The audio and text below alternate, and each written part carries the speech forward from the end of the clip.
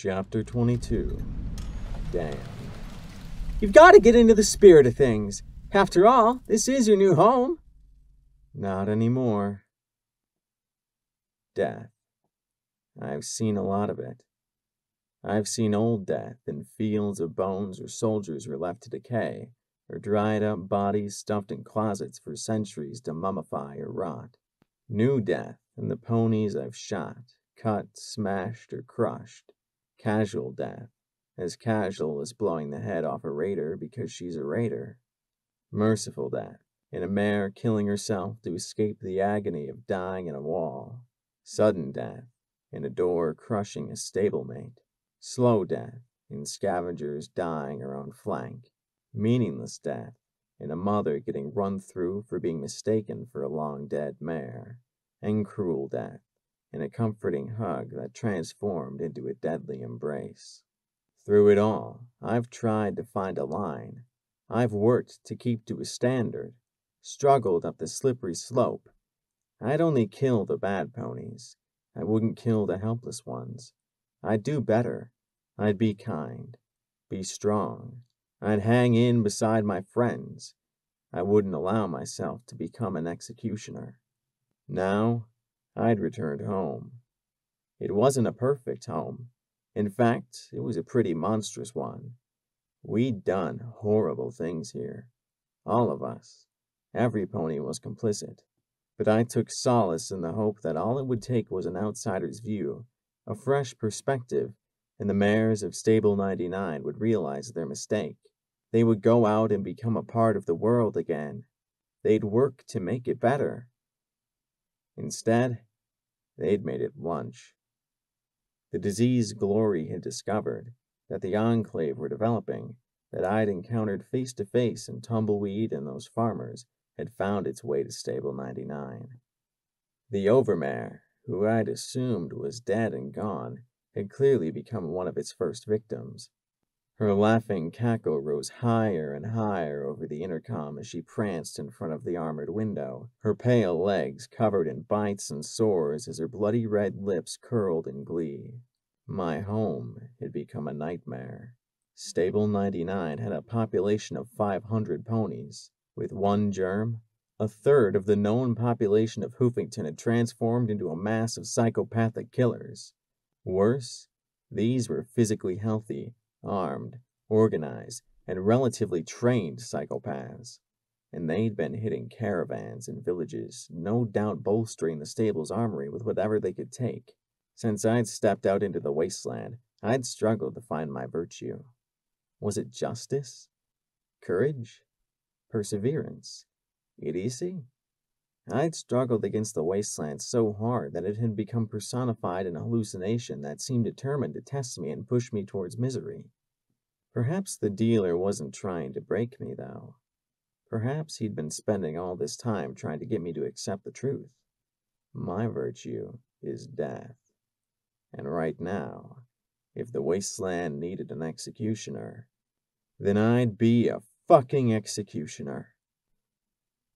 There were no words I could say, no songs I could sing, no refuge from the sight of my mother's decapitated head spiked in the middle of the atrium as giggling, laughing ponies I'd known my whole life spilled from the hallways leading to the large vaulted chamber.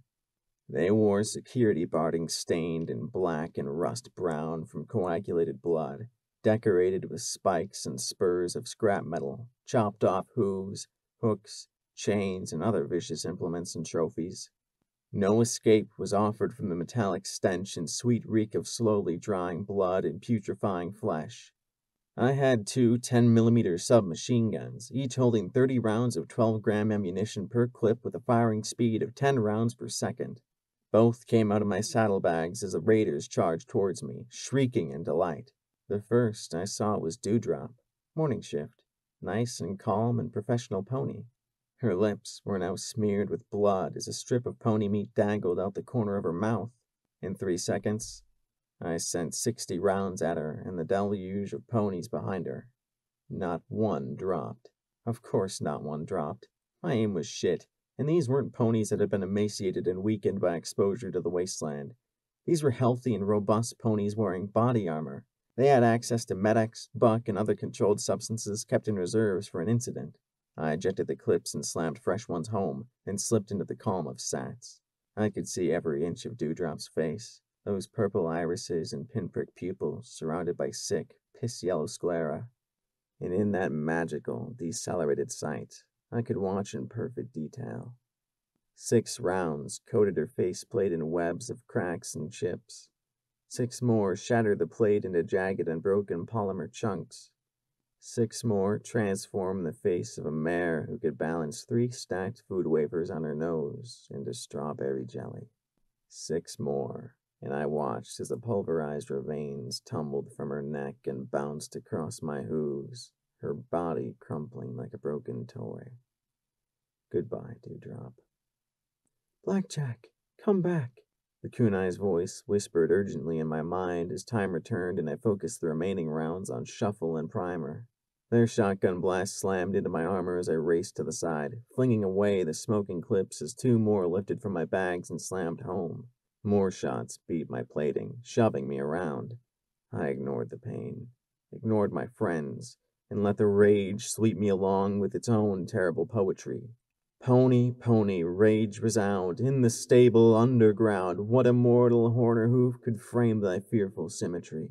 Primer staggered as a stream of bullets crushed and snapped her forelimbs, but she still came on. Shuffle raced around behind me, blasting at my combat armor. I felt my bones groan in protest as I rose on my hind hooves to meet Primer.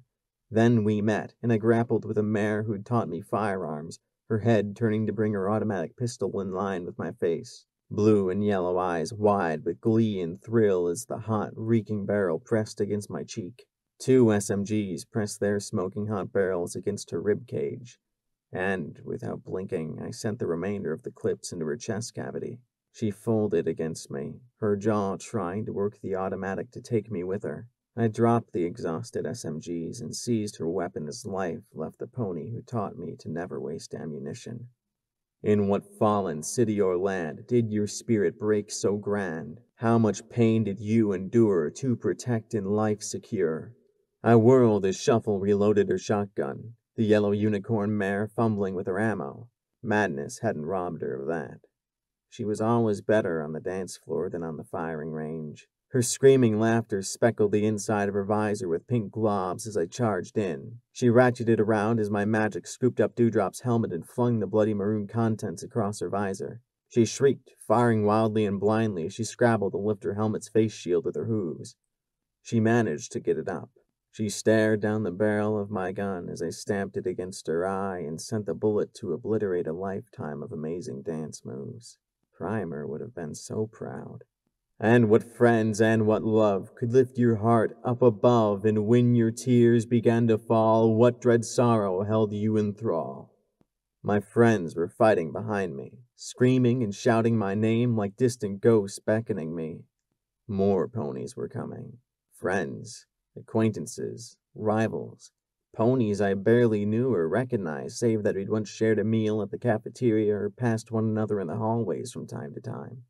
Sats recharged, and I slipped into it to put 3 automatic rounds into the mare that worked the cafeteria on evening shift and always managed to slip in a little more sugar than rations allowed. She staggered and twitched, her eyes widening in an expression of lucid wonder before I blew out her throat in an arterial spray. More ponies were coming now. They came with mad giggles and jeering cries, their familiar faces stretched into caricatures of the ponies I'd known. They tittered madly through bloody grimaces as they advanced on me from both sides. I felt the distant wet sensation of blood on the inside of my armor. I ignored it, like I ignored the screams of my friends, the frantic whispering in my mind, or the shuffle of cards within my soul. There were 500 ponies that needed killing. What the shotgun, what the flame, in what torment birth your shame? That the rifle, what dread eye, guides your bullets as they fly. My friends fought in a knot behind me. Rampage was a 1-pony stampede, a spiked wrecking ball even in armor a size too large. She was as strong as 10 ponies, but she had 10 blasting her and 10 more shoving back against her armored sides. The kunai swept the minigun like a magic wand, its tip sending out a line of sparkling death that made the pack surge back and forth in a sick unison while her shimmering shield deflected their shots. Only the occasional explosion announced P-21's presence as blasts and bursts sent knots of them reeling. But they had potions protected from enervation by the stable's shielding, and I watched bloody holes close as they drank and rallied. Glory flew from balcony to balcony, trying to draw fire up into the air of the atrium as she circled and darted from one side to the other and blasted magical light at every pony who tried to use the higher platforms to fire down at us. I wonder if it was easier for her, not knowing that she just killed Textbook, the worst teacher in Equestria and the only one that I'd ever known. The one who'd tried to teach a little filly about a war, ministries, and the mayors who ran them. I felt a stab in my rear leg and looked down at a filly just old enough to have her cutie mark. She was jabbing a carving knife through the gap in the plates. I looked into her wild, diseased eyes, wondering what her name was. What was her job in 99? Who was her mother? Was she on evening shift? What did she like? What did she dream of? Then I realized that none of that mattered. I brought the dragon claw across her unarmored throat like it was water. She looked down in confusion at her own blood spattering across her forelegs. Then she looked at me as her gaze unfocused, the knife slipping from her slack mouth. Yes, that's your blood, sweetie. And then her eyes half closed as she curled up for an endless nap. When your guns and pistols roar and promise doom and death in store, do you smile, your work to see? Do you kill to be set free? I was failing. Falling. There were too many in the room. All armed, all armored, all family. They rolled in front of me in a wave, their own SATS-guided shots cutting into me like knives as I struggled onwards. My shotgun roared, the barrel now glowing a cherry red. Angles, one of the structural engineers, slammed into me wearing cobbled-together armor from her workshop. The spikes plucked at the holes in my armor as she bit my throat. I'd cheated off her math homework for years. She'd known. She never hid it. Shoving her back, I plunged my dragon claw into her eye and kept pushing till the back of the socket gave way and the curved tip pushed deep inside her skull. Thanks for the answers, Angles. With each mare I killed a little more of myself. Pony, pony, rage resound, in the stable underground, what a mortal horn or hoof dare frame thy fearful symmetry? P-21 slammed into me. I wished I'd made him get some barding too. His sides gleamed with blood from bites, cuts, and kicks, yet he was still on his hooves. Goddesses, he was tough. He'd endured a lifetime of this. He fired Persuasion low, the grenade skipping between my hooves to bounce between ponies in front of me. The blast knocked a near-perfect circle up and out. Some died. Many screamed. Far, far more laughed hysterically at the slaughter. He pulled out a purple bottle and held it up to me. I stared at it dumbly before I realized it was a healing potion taken off one of the fallen. Is there a plan? His eyes begged me. Even with all his hate, even with all his pain, he hadn't wanted this. Not this. But there wasn't a plan. There was nothing at all but blood and death and giggling madness and the mindless fire we returned to it. Simply shoot, and shoot, and shoot. And then he was grabbed, his tail yanked as his hooves skittered on the bloody floor, and he was pulled into that mass of raiders, of mares who had used him in the worst possible way. Rampage struggled on 3 limbs as more and more raiders piled onto her. The kunai's shield disappeared in a flash, her minigun turning briefly from firearm to bludgeon before she teleported away. And then I was falling as half the stable disappeared in red. My legs folding beneath me as an odd numbness spread through my left side and the world sounded like I dunked my head under the water in the tub. I wanted to keep shooting. I did, but my magic didn't seem to know what to do with triggers or the like. Glory descended, screaming through her tears as she landed atop me. Her gray wings spread wide as if to shield me from the world as her beam guns flickered weakly, falling from overuse. I could only lie there, the stable spinning around me as blood poured down my neck. Fly away, Glory. Fly away. Go back to chapel. Please. And then rivets and midnight came out of the crowd, and they were screaming and firing and dragging me away to join Mom. I was so tired. The wasteland wanted to know when it had broken me. Consider me broken. So, is this it? Watcher asked me as I lay on a filthy mattress, listening to the rain patter on the roof as I sat in a heap of my own excrement, vomit, blood, and worthlessness. A terminal flickered on the desk with a simple message: terminate power. Y. N. The dealer, calmly, quietly looked on with tears in his eyes as he slowly shuffled the cards between his hooves. Are you done? Asked the little bug robot. What else is there? I asked as I lay alone in that room. I failed. You think you're the first? Asked the robot. You think you're the worst? No, I muttered softly. It's not a fucking contest. I'm tired. I'm tired of evil, fucked up shit. I'm tired of a world of evil, fucked up shit where no matter how hard I push, there's something worse to push back. I kill Deus and get a new Project Chimera monster. I try and help the sand dogs and wipe out Riverside. Every step forward I take comes with 3 steps back. You don't live for the evil, fucked up shit, Blackjack. You live for the good parts. You live for the parts that matter. Watcher told me as he hovered overhead. Only an idiot lives for the misery. I closed my eyes, feeling the cold, reeking vomit under my cheeks as I curled up a little tighter. And what if there aren't any more good parts, Watcher? I whispered.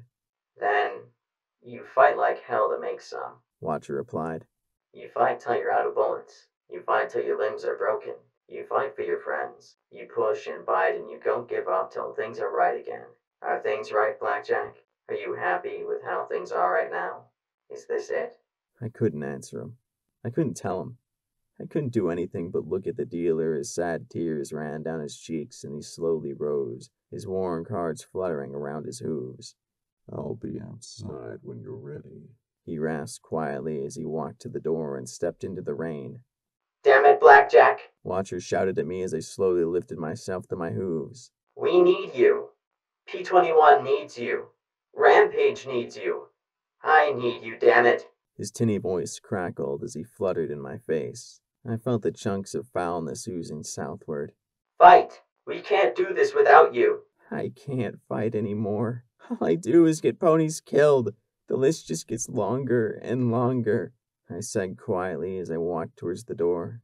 Time to pay the price. A pain grew, sharper and sharper as if something were being bored into my skull. Damn it, Blackjack! I won't let you die! Watcher screamed with Glory's voice. I'll save you, somehow, just like you saved me. I can't lose you, Blackjack. You're all I have left. I clenched my eyes shut as the pain grew and grew until it was all I knew. My whole world was pain.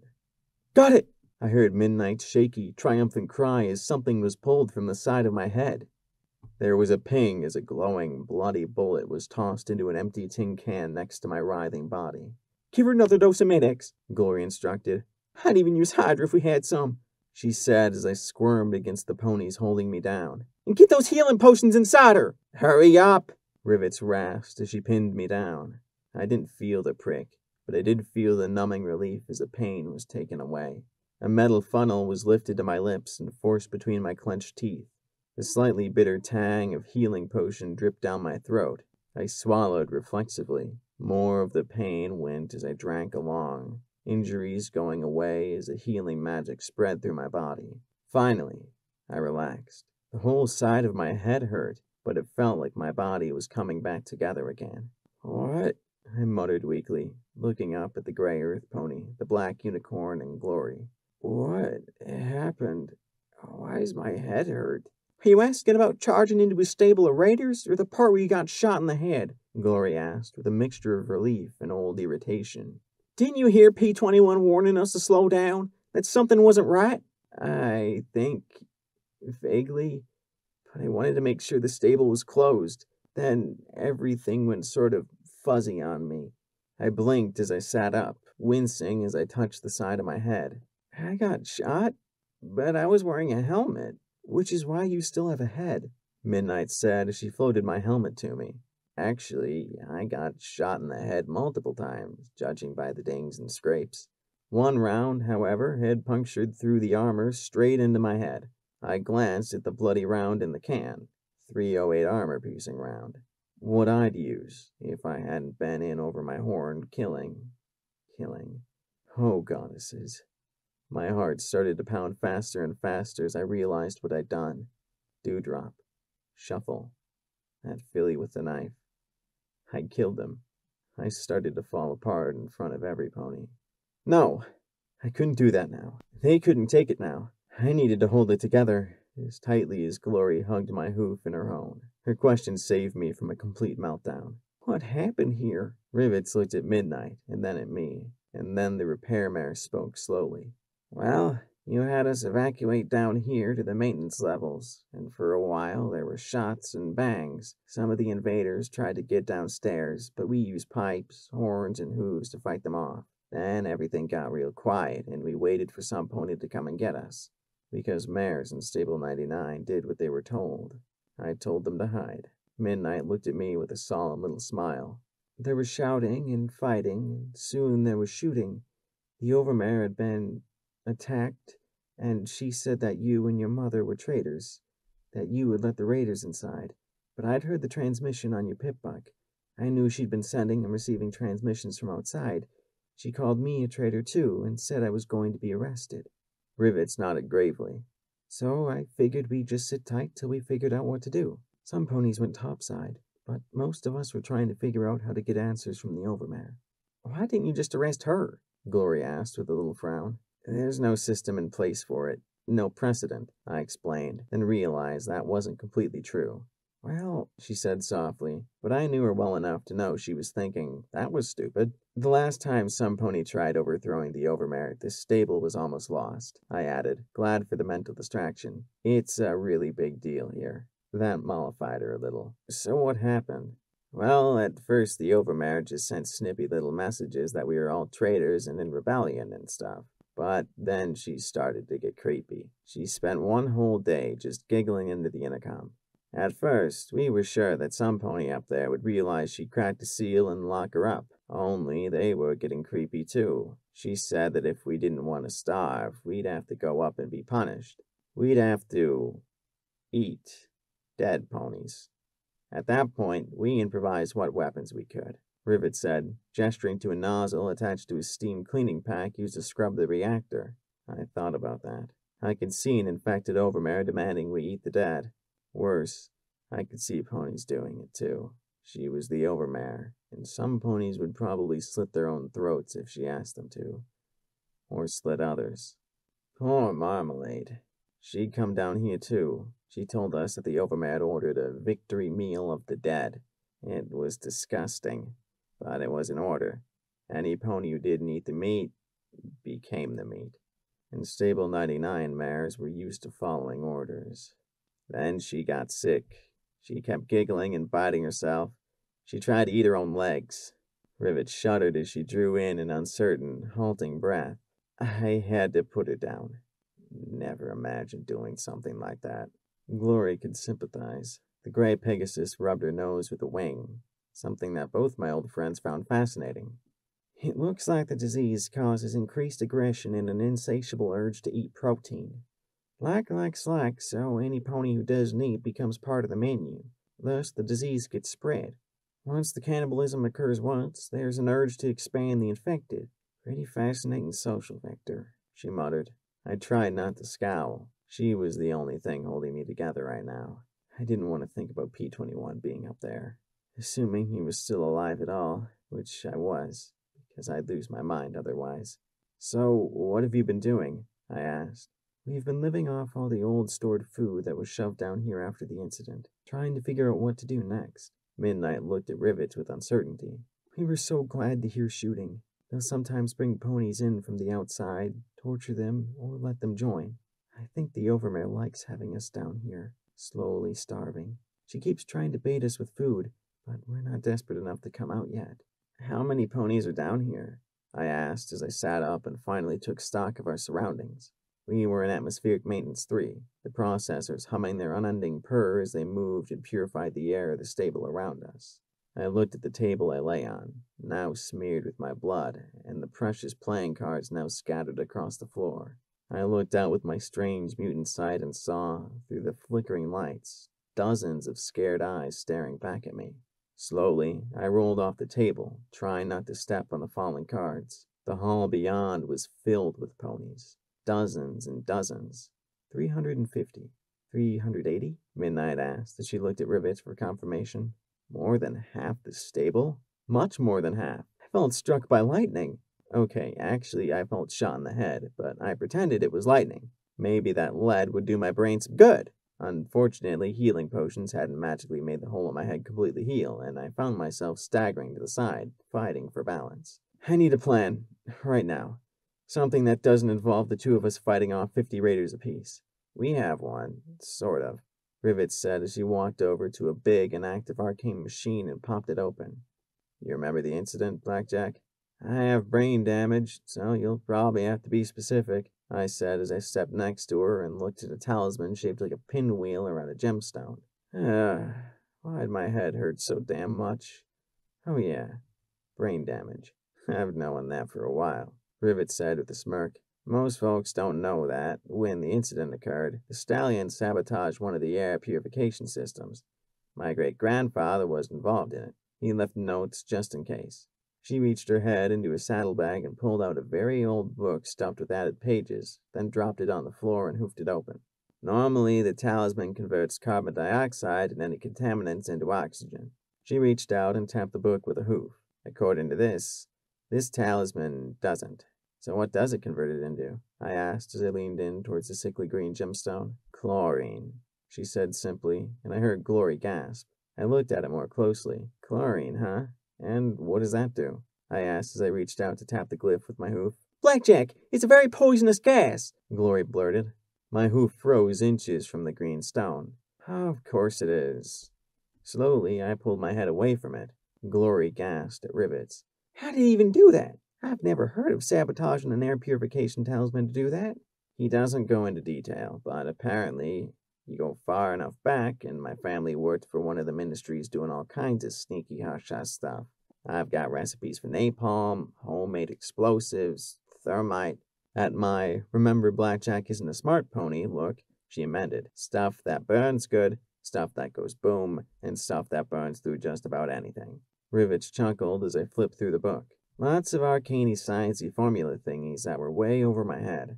Unfortunately, she said with a sigh, chlorine is a heavy gas, so we'd have to close all the lower return venting feeds while the talisman is active. That requires a command from the Overmare's terminal and confirmation from the head of security and a maintenance supervisor. She patted her hoof against the brass machinery as if consoling it that this wasn't its fault. So that's where the plan hits a snag. Right now, if I turned it on, we'd just gas ourselves first and they'd have plenty of time to clear the upper levels. The alternative is some ponies sneaking through to the armory. They've got so many weapons up there that if we could capture some and blow the rest, maybe we might have a shot. That'd probably be suicidal, though.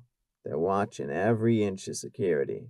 Not if we found Lacunae, I said, looking at Glory with a wide grin. Listen, Lacunae can read memories, right? She can? Glory's eyes went wide. Crap. I hadn't filled her in on that. She told me she can, I amended quickly. If we find her, then she can read my mind and whisk us straight into the armory. Then she can teleport the guns back down here. If we're really lucky, we could have all their weapon stores down here before they know it. We can take back the stable without gassing any pony. But where is she? She teleported away, but I bet she's somewhere close. I don't think she'd leave unless she knew we were dead. The goddess still wants me for something. Maybe in the tunnel or right outside, where she could watch but still get away if attacked, I said thoughtfully. Then we just need to find P-21 and Rampage. With any luck, Rampage would have taken over the Raiders through sheer personality. I always wondered how exactly Deus cowed the others into obeying him. Maybe they'd been infected, but not completely gone? Blackjack, P-21, Glory began softly. He's alive, all right? I said sharply, frowning at her. I can't believe he's dead. He's too clever and tenacious to die. So until I see his corpse, he's alive. He had to be alive. I owed him the Overmare's head for all he'd done. Then I blinked. What about the males? Rivets looked at me in confusion and said in scorn, What about him? My eyes must have flared like the pits of the damned, because she instantly balked, raising her hooves as she stammered. I think they're okay. Maybe. When everything was going crazy, I heard Gauze telling Crutches that they'd barricaded the door with their bunks. They're still using water and medical, so I suppose they're drinking out of the toilets or something. Midnight had at least the decency to look a little upset at that. Right. I said, feeling better.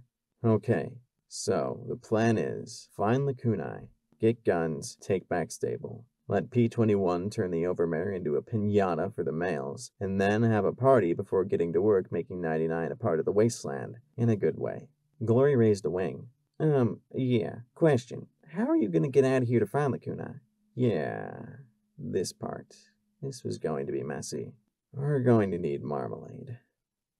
Raiders are not stupid. They might be brain damaged, over-aggressive monsters, but then so am I. The sight of a yellow mare in filthy security barding, her mane coated in gore and grease, trotting out from the hatch with unsteady steps and incessant giggling, gave them all pause. A unicorn horn dangled from around her neck, a contrast to the orange jars on her flank.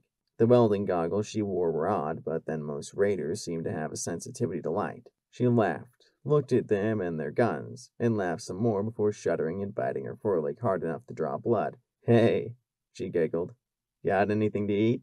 As Glory said, likes like, and the raiders stepped out from around their barricade to approach, with their own eager and enthusiastic grins.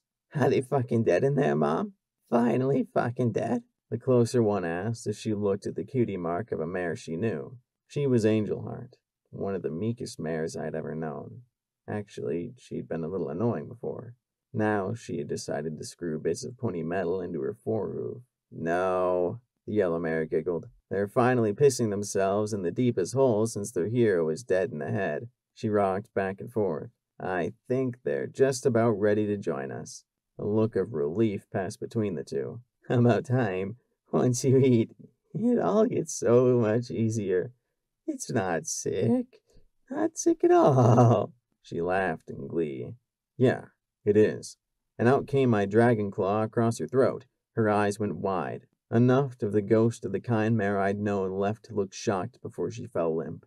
The others scrambled for her shotgun, but my horn flicked on the safety as she pointed it at my head. Her mouth worked the trigger frantically, but Pastels was an artist, and for all her desire to kill me, she had no clue about the little button she had to press to disable the safety.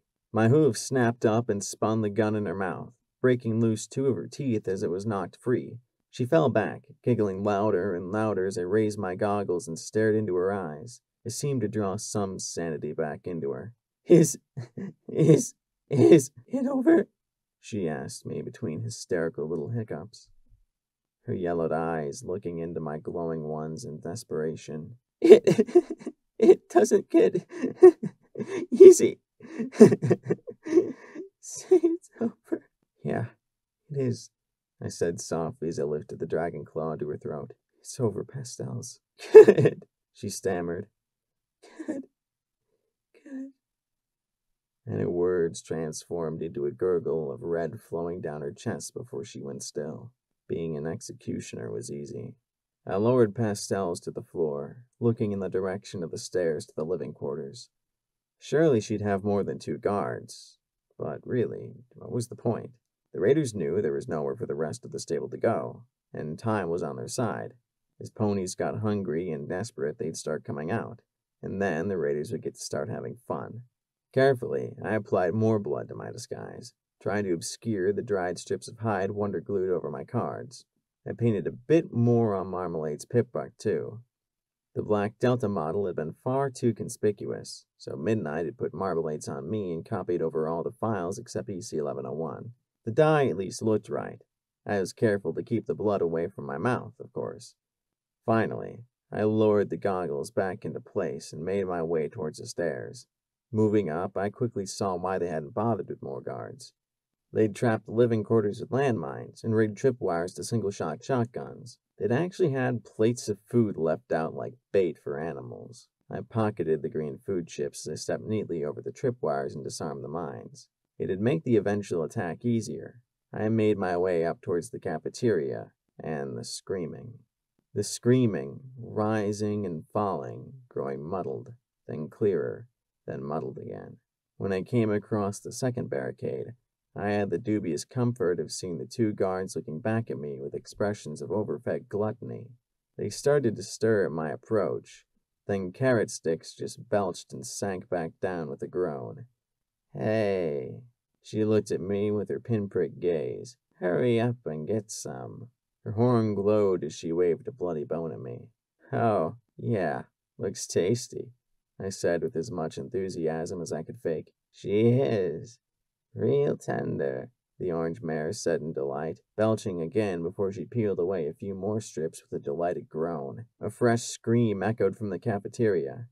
"Course, it'd be nice if the entree would shut up." I swallowed as I walked around the corner and felt my legs wobble at the sight of a foal trotting out with a dark hunk of organ in her mouth, dripping blood down her face as she chewed in delight. "Her liver's back!" squealed a voice from inside. No. Sweet Celestia and Luna, no. Rampage lay on her back, chains holding her to a table as Mince and Chopper cut away regenerating hunks of flesh almost as fast as they reappeared. The chains holding her to the table were being grown around, trapping her in this nightmare. Suddenly, as terrible as it was, P-21's worst fate was nothing compared to Rampage's. They could eat her forever, hauled around wherever the raiders roamed as an eternal source of meat. Goddesses, I almost wanted to use folly on her then and there. "Marmalade, is that you?" asked a deep, low voice from behind me. Slowly, I peeked back over my shoulder and up. Way up. Most of my life, Daisy had terrified me because she was always half a hair from beating some pony within an inch of her life. Now, Daisy terrified me because she looked half a hair from eating some pony. Her yellowed eyes watered. The pupils contracted to near points as she glared at me. "Where have you been, and what's with the goggles?" I worked my mouth once and her scowl appeared. Not fair. Normally, I got 5 seconds before she scowled and beat some pony to a pulp. "I was hiding. Sorry," I muttered lamely, my usually witty replies lost in the sight of her discolored skin. She didn't have any bites. I suspected that was because she always had some pony else on hand to bite. And the light hurts my eyes. She just looked at me for the longest moment, as if trying to peer into my soul, and then shrugged. "Yeah, me too," she said before she stepped past me and every pony got out of her way. Her barking had been augmented by battered and hammered plates sharpened into spikes. She slammed aside any pony too slow to get out of the way. "Lunchtime!" She grinned maliciously. Rampage lifted her head, looking at Daisy with mad pink eyes. "I'm going to kill you! I'm going to kill all of you!" she vowed in agony. Daisy put one hoof on Rampage's head, lowered her mouth to her throat, and bit a hole right through her windpipe. As the hole started to close, she grabbed something purple and pinkish red and pulled hard. There was a rip and a wheezing scream as Daisy's head jerked back and forth till Rampage's tongue flopped free. If I'd actually had folly with me, I would have used it then and there. Daisy chewed indolently as she looked down at me with that familiar contemptuous smirk. "Ha, hungry, Mom?" She looked over at Mince. "Give her the heart. Should be nice and tasty." The fuck. Suddenly, all eyes were on me as Mince's horn glowed and she cut and tugged the beating organ free. Like likes like. And I knew without a doubt that any hesitation or excuse would have them tearing me apart. Mince tossed the pumping organ at me, and I caught it in my hooves. It was still beating slightly. I grimaced, praying that I could somehow do this horrific deed. Heartless, tongueless, and with her chest splayed open, Rampage just stared at me as her body regenerated the mortal wounds. Goddesses. I bit down as hard as I could, trying to imagine it like some sort of giant, grotesque tomato. My first impression, disgust. Not at the taste. Actually, it just tasted like blood, and I had tasted plenty of my own during numerous fights. Disgust at the act. The impression that immediately followed? Hearts were tough to eat. I swallowed the first leathery bite and immediately had to follow it with a second to keep from gagging. I tried to chew through the strong cardiac muscle. A third bite. Fourth. Fifth. By the sixth, the heart was half gone, and I feared that no matter how tough my stomach might be, I was going to puke from disgust. "Full," I muttered, half playing the role and half in shock myself. At least it had stopped beating. If what I'd eaten wasn't convincing enough, so be it. "You're such a wuss," the huge mare snorted, sounding exactly like the pony I'd known all my life. just like that blue buck the overmare was so keen on getting in her office.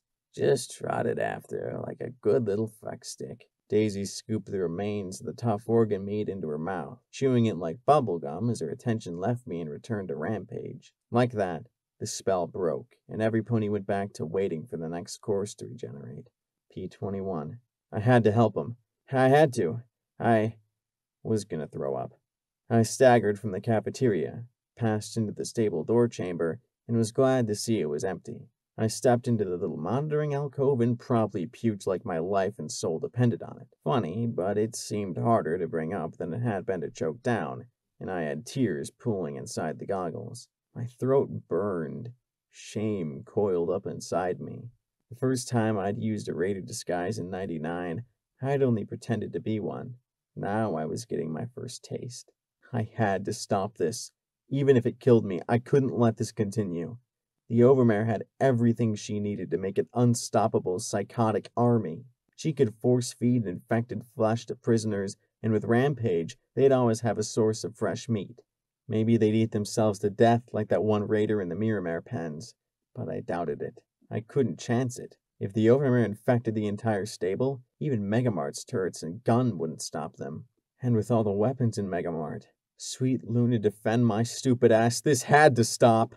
Then I heard a soft hiss behind me. I turned, my mouth still dripping bile and chunks of cardiac muscle.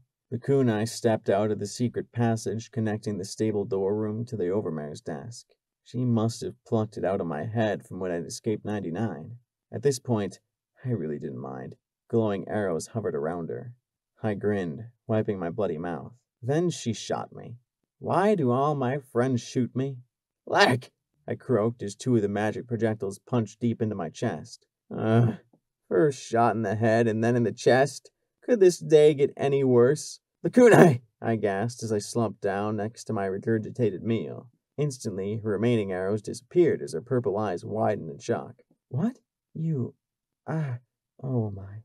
This is awkward, she said with a flustered tone to her mentally projected words as she levitated me to my hooves and pulled me inside the passage. The bodies of 4 more raiders were piled there. She stared in shock at my flanks. How did you change your cutie mark? And what were you doing? She looked at the open door at the pile of regurgitated heart. I skinned Marmalade's cutie mark and glued it over my own. And I had to eat Rampage's heart to prove I was one of them. I groaned. Do you have a healing potion? I said as I touched the bleeding holes her magic had left in me.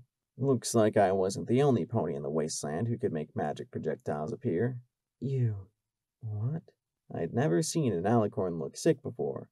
How could you? To find you, I groaned. Healing potion? Yes? No? Lakunai? But she seemed to be arguing with herself, the muttering inside my skull increasing. No, we did not see this coming. Yes, fine. She sighed softly and floated a healing potion in my mouth. The goddess wants you to understand that she was simply testing you. You passed. She paused, then added, and she'd just like to note that this is not typical heroic behavior. Welcome to the wasteland, I muttered as a magic soothed the really nasty pain in my chest. I'd almost prefer the mini... never mind. Unfortunately, the 4 raiders she'd taken had been armed only with simple melee implements. Hopefully that meant the Overmare lacked the weapons to arm all her raiders well. That, or she didn't trust them enough to let them go around armed all the time. Look, you said you can teleport yourself a couple times, right? The kunai blinked and then nodded. I told her the plan. The goddess is not a courier service, she blurted in that indignant voice within my mind. Then there was the sound of a long sigh. If it is what must be done, I will do it. Suddenly, she jerked her head upright. Certainly not. Clearly this mare is incapable of... Look at what she's accomplished, the goddess said to herself. Was that Lakunai? It felt off. She's mad. We're wasting our time with her and her stable. I had no time for this. I rose to my hind legs, ripped off the goggles, and stared right into her purple eyes. Goddess, right? I hissed, blood and bile bubbling on my lips as I grinned. Look, you want something in Hoofington, right? Well, right now I want to save my friends and my home. You help me do that, and I will get you whatever it is you want. Because right now, I really do not need this shit. I have to save my friends. I have to save my family. One wasn't going to be enough this time. She stared back, and I heard countless whispered mutters and pleas. Vaguely, I could make out a mare saying, "Please, Trixie." Then there was an overwhelming sigh that silenced all other voices. Finally, Lacunae shuddered. "Fine. The goddess will allow you to help your friends, but the goddess will hold you to your promise. Tell this one what you need done." I was so relieved that I slumped down, shaking. If I had made a deal with the devil, it'd be worth it if that meant I'd save 99 from the overmare. She touched her horn to mine, and I closed my eyes, doing all I could to remember the armory, the overmare's office, and atmospheric maintenance 3. Then I dug up every memory I could of the male's quarters off medical. I'd only seen it once, and that had been long ago. I prayed it would be enough for her to get in and check on the males, get them out. I wasn't sure how many trips she could handle. I could hear that vast whispering inside her head. It felt like we were being watched by ghosts. Finally, she pulled away. "I think I have enough to make it. I dearly hope they have some appropriate ammunition," she said as she lifted her minigun with a sigh. "What will you do now?" "Get P-21 back. Once he's safe, I'll see if we can use the gas." Rivets had downloaded her supervisor's code into Marmalade's pip-box. At midnight, had transferred the Overmare's code in from my Delta model. All that left was for me to free P-21 and have him get the security code. Locks I could handle now. Terminals I'd still leave to him. If we can end this without any uninfected ponies getting killed, then we should. Funny, the dealer was missing a doozy of a chance to make me feel like a murderer. Then again, maybe I didn't need him to. I was already feeling like a monster today. "I'll get started then," she told me. "Where will I find you in P-21? I was so thankful that she didn't ask, "What if he's dead?" or "What if he's had a full 3-course infected meal?" "Here, or outside the stable door," I said as I looked at my pip-box chronometer. "Please, get the males out if they're alive. I really, really don't want to gas them," I begged her, knowing there'd be no forgiveness for that. "I will. I'll get them first, then the guns," the kunai promised. "And thank the goddess for me, for letting you do this," I added. The kunai looked surprised, then oddly amused before she shook her head with a smile and disappeared with a flash. I sighed and pulled my dragon claw from the stained parting. Did the raider disease kill a pony's sense of smell? Slowly, I made my way up the stairs to the Overmare's office. I struggled to hear through the flooring overhead. I knew the sound of slapping flanks. She was damn loud. I hit the switch and winced at the hiss of pistons lifting the floor up. I hit the switch again after a few feet and wiggled through, trying not to grunt any louder than she was. "Hide the pony!" She giggled in juvenile glee from the bedroom adjacent to her office. I mouthed the words, blushing horribly. Okay, yes, she was a psychotic little brat that had sold out my stable, abused my friend, and killed my mother. But really, ride the pony? I checked my EFS. 3 red bars, and only one of them moving around and making the noises. Either she was really into voyeurism, or... Slowly, I trotted to the door and opened it a crack. You know, when she said ride the pony, I'd assume she was the one getting ridden. Maybe it was the sight of my friend, gagged with a bridle, chained to a bed, and being sodomized by the current greatest incarnation of evil I'd ever encountered in the wasteland. But something about the entire scene brought out my inner deus. I kicked open the door, snapped out the dragon claw, and screamed, "Cunt!" and charged the bed. Then I saw the glowing horn, and then the straight razor pressed against his throat as he whimpered and she didn't even stop thrusting. "I knew you'd be back. He told me you'd be back. And he was right. And here you are." She gave an extra hard shove, and he cried out into the gag as blood and tears flowed in equal measure. Overhead, 2 turrets dropped down, their guns swiveling towards me. "I should thank you for bringing my favorite buck back to me. He's always been my favorite trick pony." I felt a pit open up inside me. This was my fault. I had been in such a reckless hurry that he'd gotten taken. "You're sick," I hissed, wondering if 3 SATS-assisted bullets could take her head off before she could slit his throat. From the lines she carved into his neck already, I could tell she'd been playing at it. Target her horn? Maybe. But if I missed... I am the Overmare. It's my duty to maintain security and stability of the stable. Anything I have to do to blow off steam is perfectly acceptable. I can do anything. I can do anything I want. Anything, she hissed, eyes narrowing as the razor drew another line of red in his throat. And then you had to make everything difficult. You brought them here, betrayed me, just like your mother. Yes. She was mad. Just plain stark crazy. Whether it had been the disease or not, I had no idea. You stupid little brat. Do you have the slightest clue what the world outside is like? I've seen ponies fused with machinery and monsters, face 2-century-old ghouls who can't get over their crushes, still have a serious hankering for some drugs, and had a boat dropped on me. You don't get it. I can do anything. No pony will ever hurt me again, she said with certainty. You mean Deus? I muttered, looking at her. I killed him, she hissed back. I mean my mother. And she shoved so hard he screamed. Your mother? But then that made it clear. Where'd she gotten a toy like the one she wore now? Your own mother. Every night, she hissed at me. Every night. Because she was Overmare. She could do whatever she wanted, but not to any pony. Just me. She giggled brokenly as she shuddered. I tried telling your mother. I did. But she said there was nothing she could do. Nothing! Nothing! She yelled, her eyes wide and mad. So I did it myself. I waited till she was drunk. I stole the razor from the dresser. One cut, and then I was Overmare. She gave a sickly, affectionate look at the bound buck. You brought back the only buck who listened. My favorite trick pony. I can ride him like she rode me. I sighed as I looked at her. I'm sorry. I'm sorry my mother couldn't save you. That's what security is supposed to do. She should have done something. Damn it, Mom. Why didn't you? But none of that makes what you did all right. The stable's dying. I saw the reports. You heard the most. But now we're strong. The door is open, and we've got guns. We've found the strength of meat and the strength of pain. We'll take over the surface. Everything will be mine, and nothing will ever hurt me again. She giggled as she thrust with wild vigor. Now I get everything.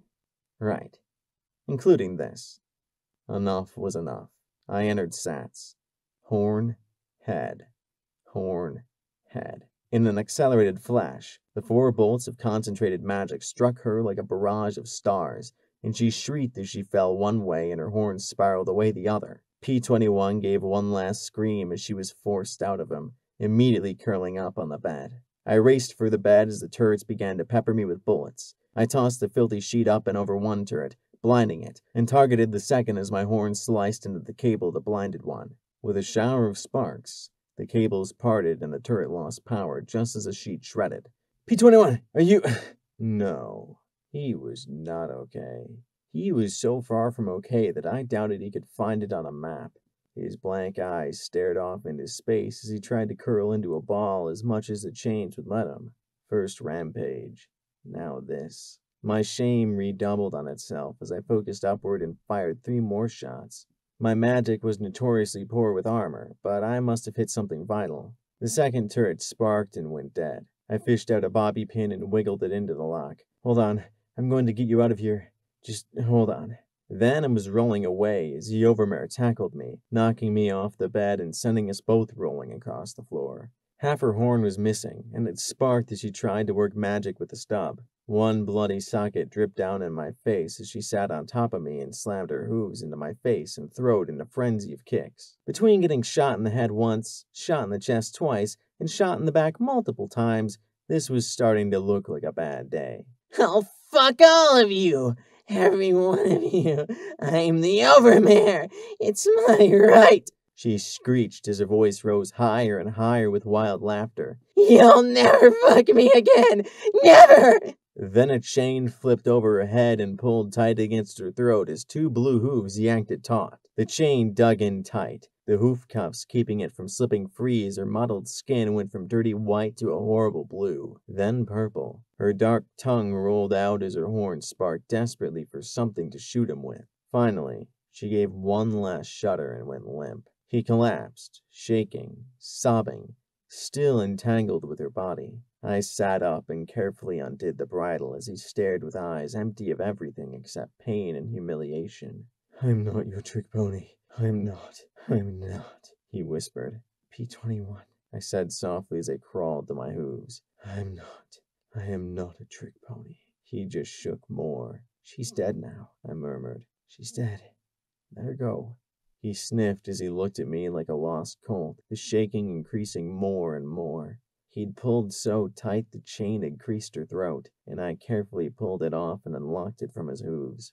He looked at the raw, bloody marks and shook even more before he hugged himself to a stop. I hugged him, desperately praying it was what he needed right now and not something that would make things even worse. He pressed his face against my chest, bawling brokenly as I held him, crying like he'd never wept before. I looked at the overmare. Pain, passed down from one generation on to the next. I might hate what she'd done, but I hadn't worn her shoes. If my mother had been an overbearing monster, would I have killed her to escape, only to become a monster myself? Like Daisy had passed on the pain she endured for her mother's sadistic abusement? How far back did it go? Where had the sin been bestowed that would be passed to the daughter? Daisy, the overmare. Had I just gotten lucky that my mother was affectionate? Was that the exception rather than the rule? No, I couldn't believe that. There were hundreds in the stable. I couldn't believe that abuse was somehow normal and right, while being loving and caring was aberrant. If pain were the norm, it wouldn't be hidden and shameful. It wouldn't drive a pony mad with power and the need to control and humiliate others before others did so to her. She'd betrayed the stable, but I wondered if perhaps she'd simply seen it as hurting us before we turned upon her, or the stable itself broke down and slew her. How was it that the wasteland could hurt ponies, even in the stable? Was it something in the land, or in us? Finally, he croaked in a raw voice. I need a shower. I need to get her off me. I'm sorry, I whispered in his ear. His unfocused eyes found mine, and for a moment I was afraid I'd see disgust and scorn in them. Instead, there was only confusion. For what? I didn't listen. I ran in. This is my fault. To my horror, he smiled, like I'd made a joke or something. No, it's my fault. I let her use me as her trick pony again. I should have blown us both up. But I couldn't. I couldn't fight her. He gave a hard gasp, as if fighting to keep something down inside him. I had a grenade, and she told me to put it down. And I did. I couldn't do anything but let her. I let her. He was falling apart again, and I held him tight. No! I kicked myself as he flinched. I quickly softened my tone. Blame me, P21. Blame her for doing it, or me for being stupid, or her mother, or any pony, but not yourself. Understand? I said sharply. I could handle him hating me. I couldn't handle him hating himself. I need to wash. Please, tell me we can get out of here. I want to go back to Chapel, or Megamart, Flank, anywhere. Just not here, he said with a shaky breath. Not yet. I've got a plan. He blinked at me in confusion, and I faked my best grin. It's a good plan. One of my best. He looked at me for a long minute, then hiccuped, then gave a crooked smile. Huh. So, we're doomed then? He might have been sarcastic, but there was a terrible hope in his voice, too. I felt a little relief. Smartass, I said as I trotted to the Overmare's terminal. Can you get into the system and download the head security mare's password into this pip buck? I asked as he limped after me, moving much more slowly and tenderly than before. He nodded, and with a few taps, he was in. She didn't change her old password, P21 said in an eerily detached voice. He wasn't out of the woods yet. Jin Romi's primary security password is Blackjack, he said with a glance at me. I sniffed. Great. Couldn't have guessed that, could I? I raised the Overmare's desk in time to see a purple flash. The kunai staggered, looking quite mortal. Her black lace dress was spotted with sweat. I didn't know alicorns did sweaty, but Lakunai certainly appeared to have exerted herself quite a bit. The mails are safe. The weapons are moved. Is the gas ready? Almost. Will you be able to take both of us? I asked Lakunai as I poked around some of the other files. Perhaps one at a time. she said as she looked at P21. I'll take him to the other males. He needs medical attention. From the look in her eyes, it was clear she wanted to do far more for him than that. Unity would give him peace. I suddenly felt prickles run up my mane. Would it take away the pain? No, but we would help him bear it, she said softly in my mind, as we help bear mine. And with that, she and P21 flashed away. Maybe it was just me, but it seemed like alicorns had a real love for melodrama. Then the Overmare's door hissed open, and Daisy walked calmly in with her bloody lips wide. So, she dead yet? Given her black-faced corpse lay in my hooves, it might have proven a silly question, except that the two raiders behind her started to giggle in glee and ran back into the stable crying out the news. Good job, Blackjack, Daisy said as she narrowed her yellow eyes. I felt a cold shiver run down my spine. You knew I was going after her? Knew? I watched. She nodded to the large round window set in the wall of the office. How do you know it was me? I replied. Yeah, Marmalade wouldn't have lasted 2 weeks alone. If she were alive, she'd have come back or died trying, she said as she trotted towards me. But you, Blackjack, the second I saw you there in the cafe, I knew you'd be the only one able to glue a dead man's cutie mark over your own and eat a heart to save your friend from the Overmare. You'll move heaven and earth if you have to. You always have. So you wanted the Overmare dead, I replied. I wanted her dead years ago, she replied with a glare at the corpse that was oddly tinged with regret. I thought, a few years back, that we understood each other. We could be something. But she was already too pissed off, too hurt and crazy. I saw her offing her own mom coming for months. I'd have killed her sooner if I thought your mom would actually take over the stable. Then why not do it yourself? I asked, wondering if Lakunai was going to be coming back. I really didn't want to fight Daisy with just my claw. It's funny. Once we started eating the meat, everything crystallized. I mean, we followed orders before, but once we ate it, it was almost instinctive. If I killed her, they'd have turned on me before I could get them under control. But you killed her. I'm in charge now. She grinned widely. I have plans for this place. We've been rotting under here. The Overmare just took whatever she saw. Me, I actually talked to the merchants before we ate them. We're going to force the meat into every pony's throat down there.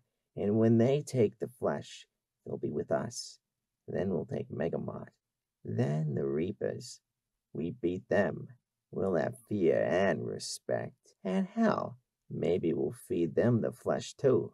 With that delicious little striped pony, we might have food for dozens, even hundreds of us. And I bet other villages would be glad to pay us in meat not to eat them. My nightmare realized.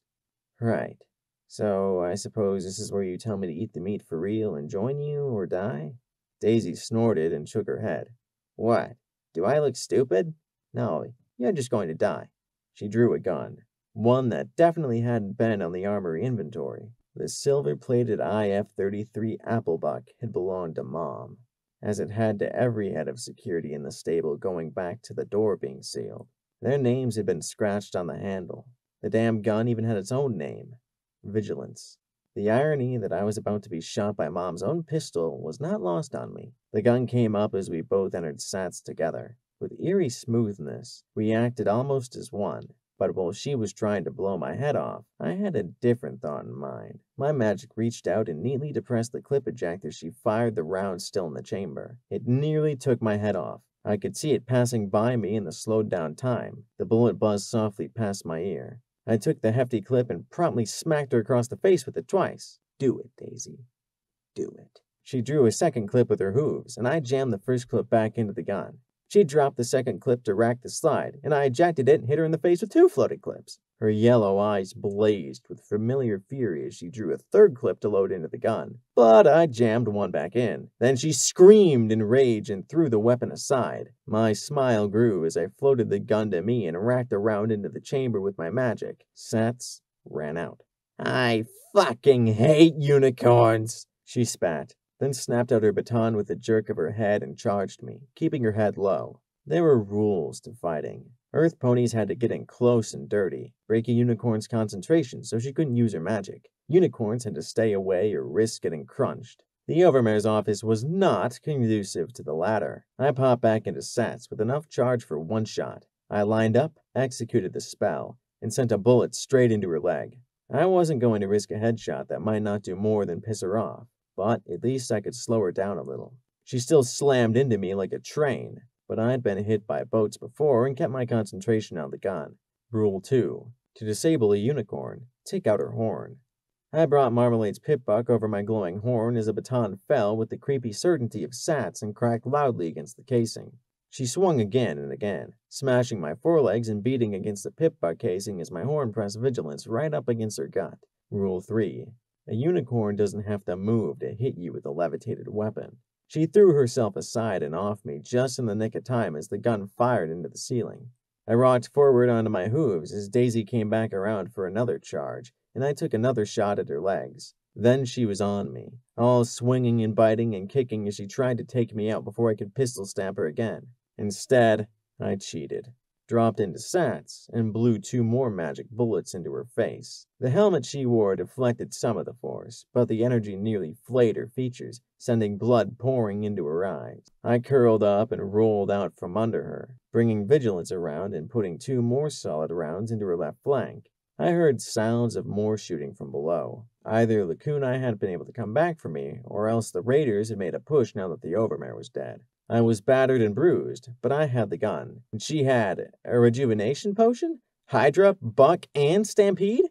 Not fair! She chowed down, and I watched my hard work healing away before my eyes. Next time she came at me, I'd be unicorn paste, and we both knew it. So I ran. I jumped down into the passageway beneath the Overmare's desk, even as she slammed her hooves down where I'd just been. I ran, flinging what weapons I had left behind me as I shot out the 2 flickering lights illuminating the hallway.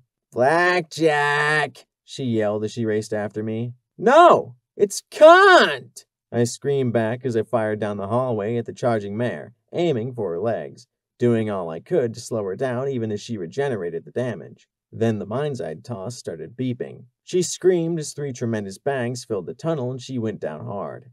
Carefully, I approached as she trembled from drugs, madness, and injuries. "I'm glad you came back, Blackjack," she wheezed as she slowly pushed herself to her legs again. "I'm glad. If there's any pony that could end this, it was you." I could hear the grind of bone as her limbs knit together. Her lower body looked flayed as the magic potions kept her alive, and I hesitated. What the hell would it take to finish her? "I want to help you, Daisy," I stammered. "You don't know how to help me. You didn't then," she gasped as she looked at me with her crazed raider eyes. I met her gaze with my mutated stare. I wondered which of us was more the monster after all this time. "I mean, telling on my mom? Do you know what she did to me? I disappeared for a week and you didn't wonder why." "I thought you were avoiding me," I muttered lamely. "I was in medical, you jackass!" she yelled as she started to advance again. "She beat me senseless, had them heal me, and beat me again, because you had to try and arrest my mom. What did you think would happen?" "I wanted to save you," I countered, raising the gun but struggling to shoot. "I still do. I just didn't know how." "That makes 2 of us," she replied as she gained enough fury to charge once more, despite the 2 rounds I put in her chest. She ducked and whirled, hitting me with a double rear kick that sent me flying back into the railing of the stable door.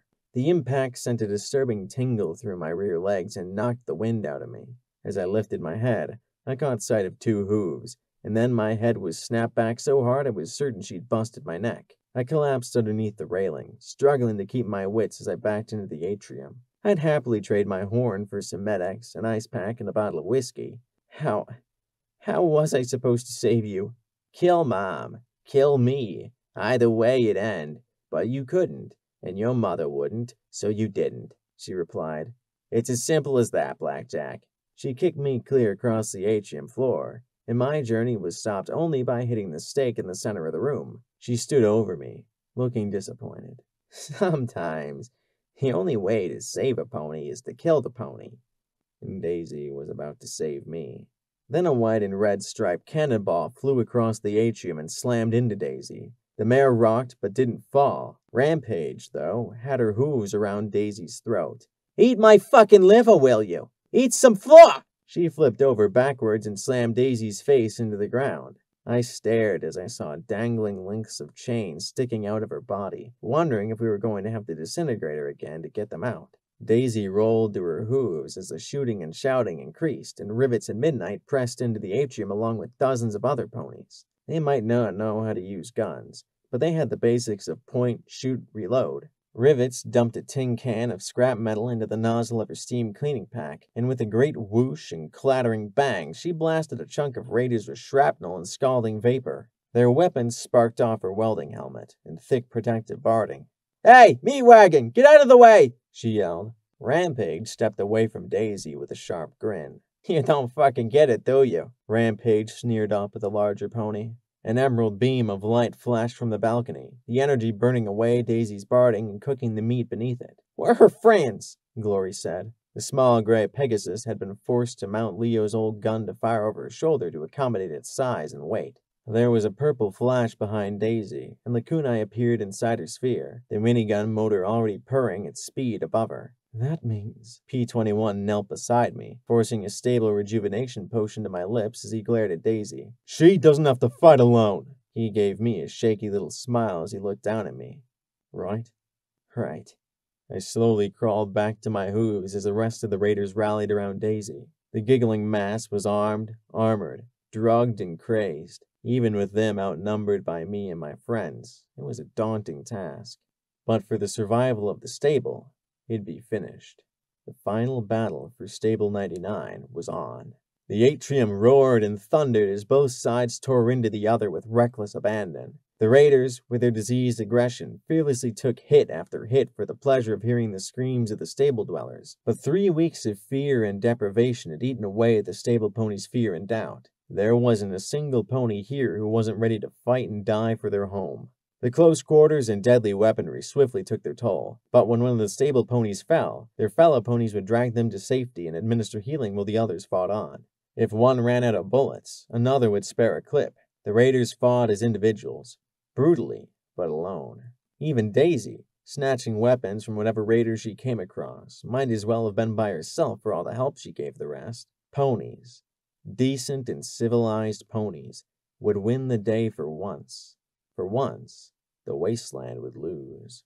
Perhaps she saw the inevitable, but her disfigured barding covered in gore and her lips foaming from the drugs pumping through her system, Daisy leapt forward in the final charge. She had the strength and frenzy to kill plenty of ponies before she was finally dropped. We weren't going to give her that chance. From the balcony above, a stream of emerald light flashed down across her frame. The kunai's finger of flaming metal washed across Daisy and every raider that joined her in that final charge. With a deft toss, P-21's fragmentation grenades bounced under her and exploded directly behind her, shredding her legs. But just as the momentum threatened to carry her into her lines, Rampage charged forward into the fire and reared up, shoving with every bit of strength in her frame. Daisy reared on bloody legs as gunfire bit and cut into her before they finally crashed to the side.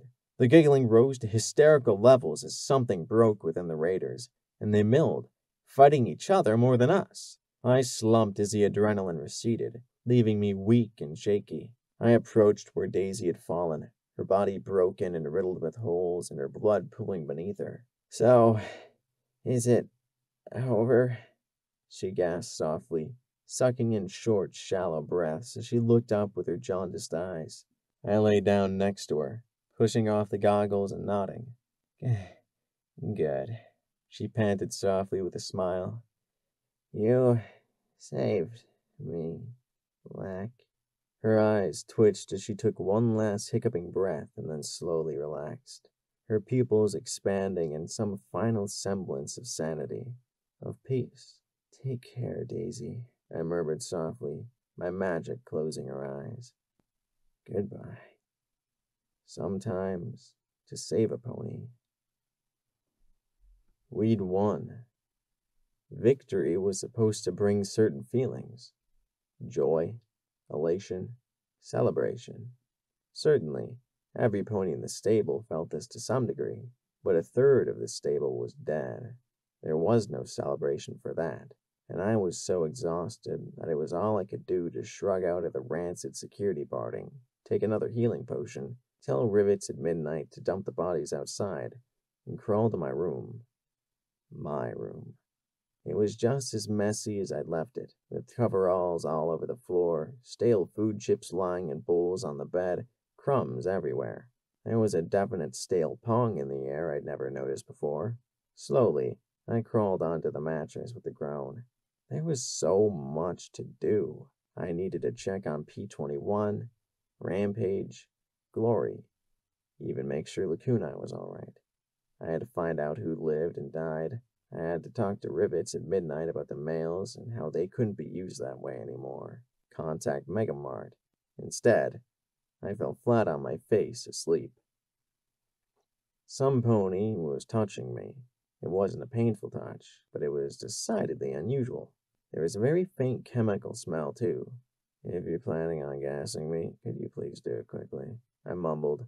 I am way too tired and sore to draw this out. There was a familiar eep, and I glanced back at a blushing Glory as she pinched a rag between her hooves. A small metal flask of turpentine rested beside her. I was, just uncovering your cutie mark, she said as she pointed at the exposed cards on my left flank. Oh, I replied lightly. Well, carry on, I said, closing my eyes with a wry smile. Blackjack? Glory asked me in her soft, timid voice. Mm-hmm, I asked as she teased Marmalade's hide off my rump. I'm sorry about your friend, she said quietly. Me too. Oh, Daisy wasn't a friend exactly, I sighed. She was the first pony I'd failed to save.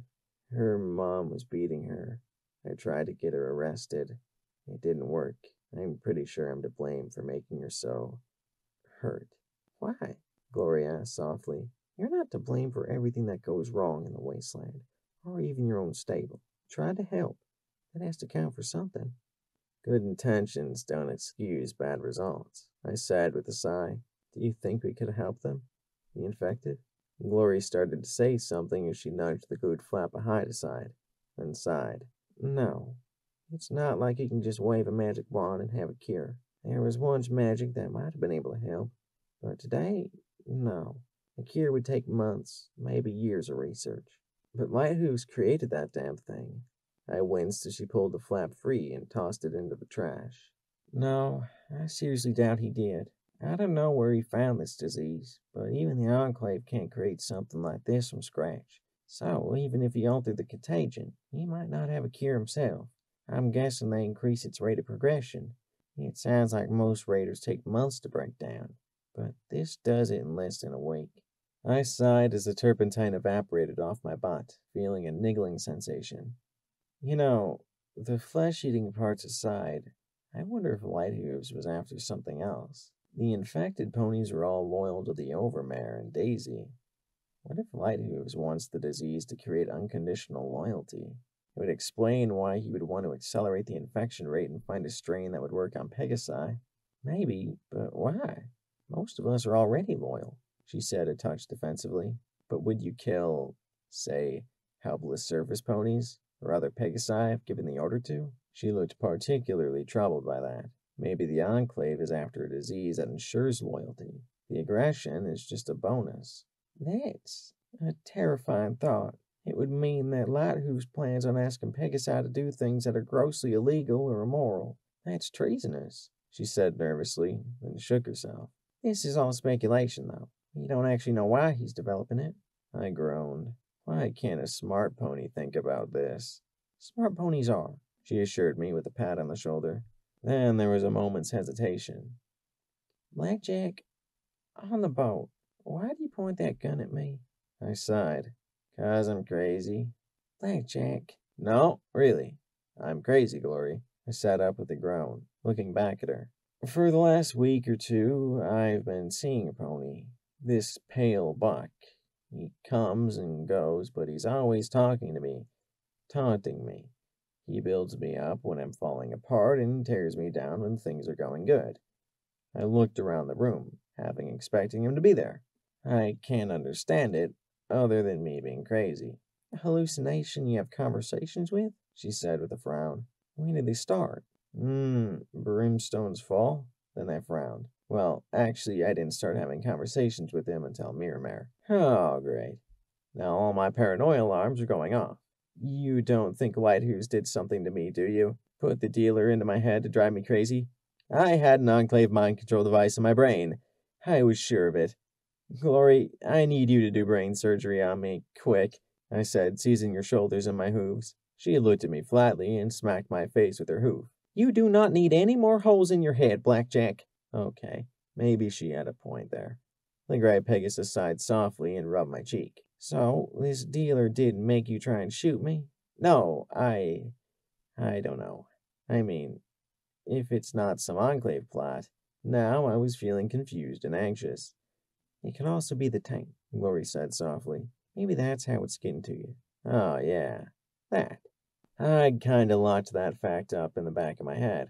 Glory stroked my filthy mane. I just wanted to know if I'd done something, anything. She chewed on her lower lip in worry, her lavender eyes looking up at me. I blinked and flushed. No, Glory, you've been wonderful. You saved my life in that fight. You saved me more than I deserve. And I knew that look in her cute little face. That was a kissing look. She was giving me a kissing look. My knees felt weak, my tummy fluttery, and my nethers were giving me some definite signs of approval. I liked her kissing look. And why did I suddenly not mind nearly as much as I had in chapel?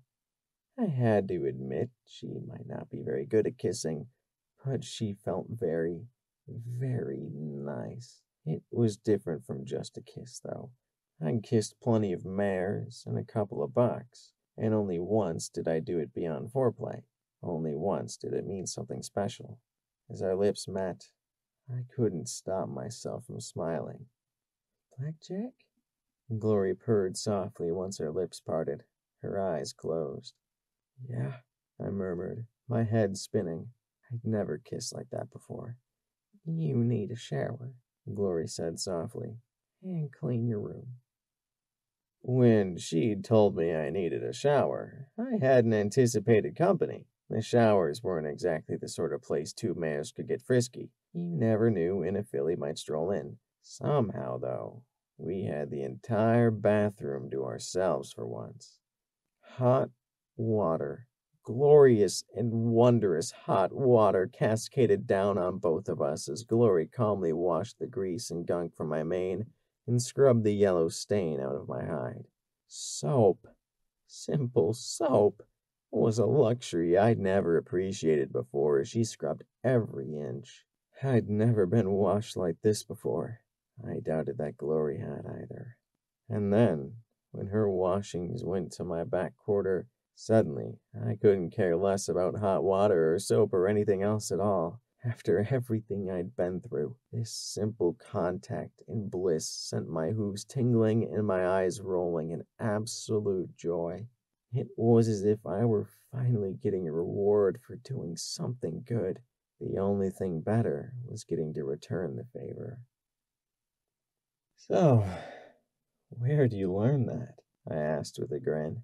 I couldn't stop grinning. If I were faced with Deus, Blue Blood, Manicore Pony, Sanguine, and the entirety of the Zodiacs, I'd have laughed at the lot of them. I don't know. It wasn't just sex, but something 1,000 times better. Glory flushed as she helped me clean my room, as she'd insisted. It was a little surreal. There were 1,000 things I should be doing. First and foremost, checking on P21, but he was still helping the males recover and dealing with his own pain. He'd needed time and space. I could at least give him that. Rampage had told me she'd deal with the chain stuck in her body. That was all she'd comment on. So now I was cleaning my room, and I couldn't help but giggle every third step. Had I ever been this happy? Probably not. Around, Glory said evasively as she blushed, looking at me from under her purple bangs. At my arched brow, she went more rosy. Honestly, P21 and Rampage. That surprised me. Really? Well, P21 was a little more clinical about what mares do together. I watched her squirm delightfully. Rampage, well, she's really been around. I thought my coat would turn pink when she tried demonstrating zebra tantric sex positions. That made my brow arch, and she started going from pink to red.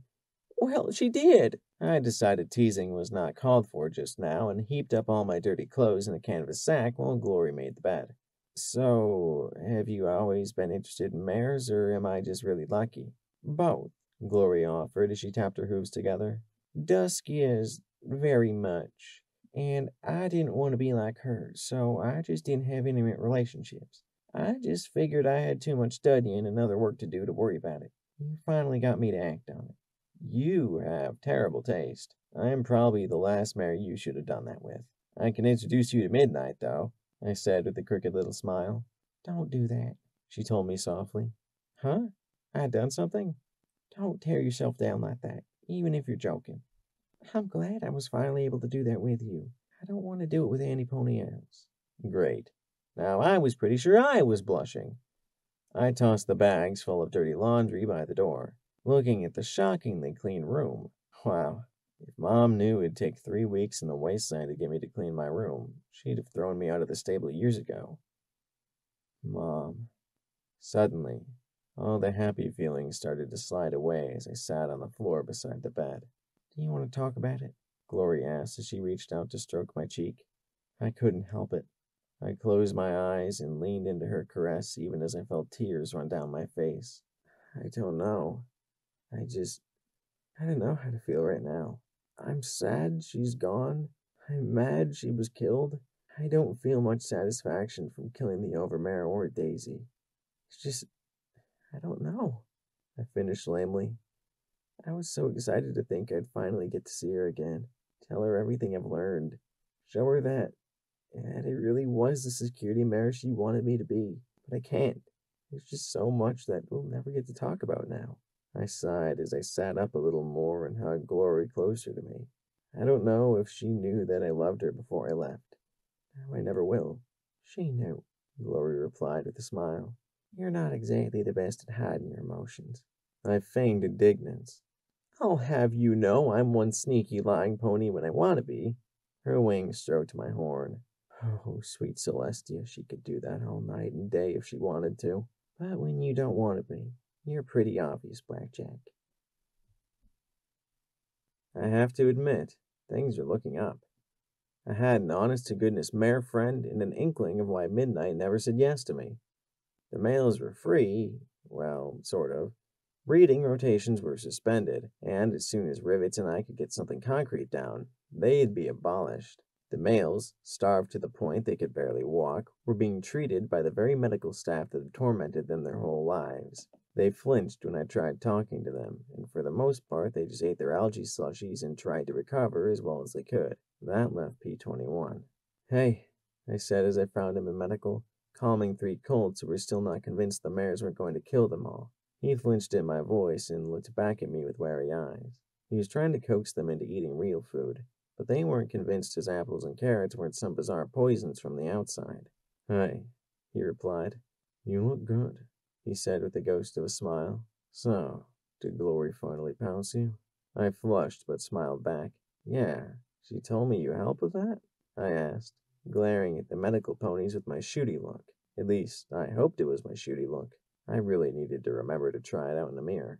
It worked, though, and they found something important to do away from us. I just gave her a nudge in the right direction. Rampage gave her the mare-on-mare dissertation, he replied calmly. And how are you doing? I'm fine.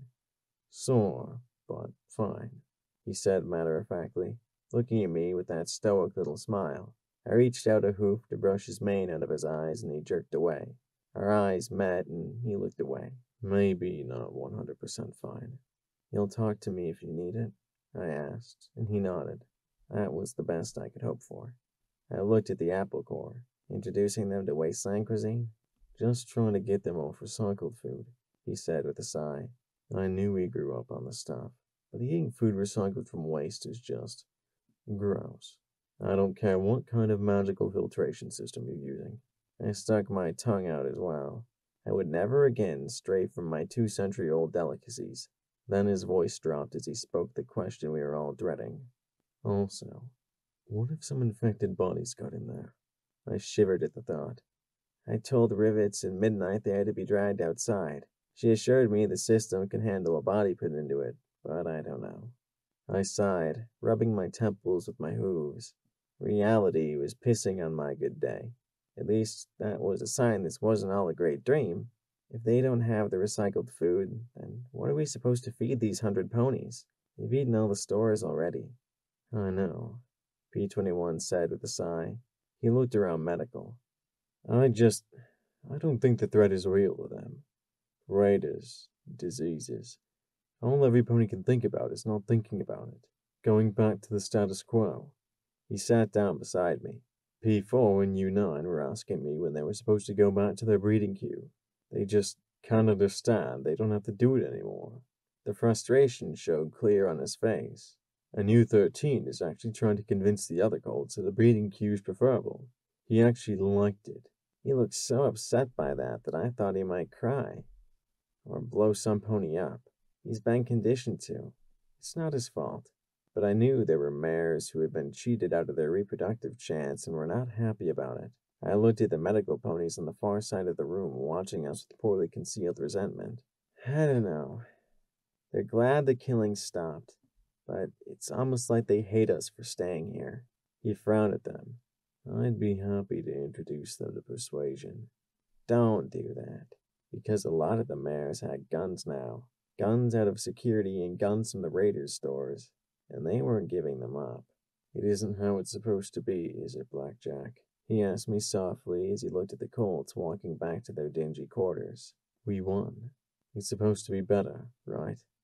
It just feels wrong, I admitted. It feels like flank.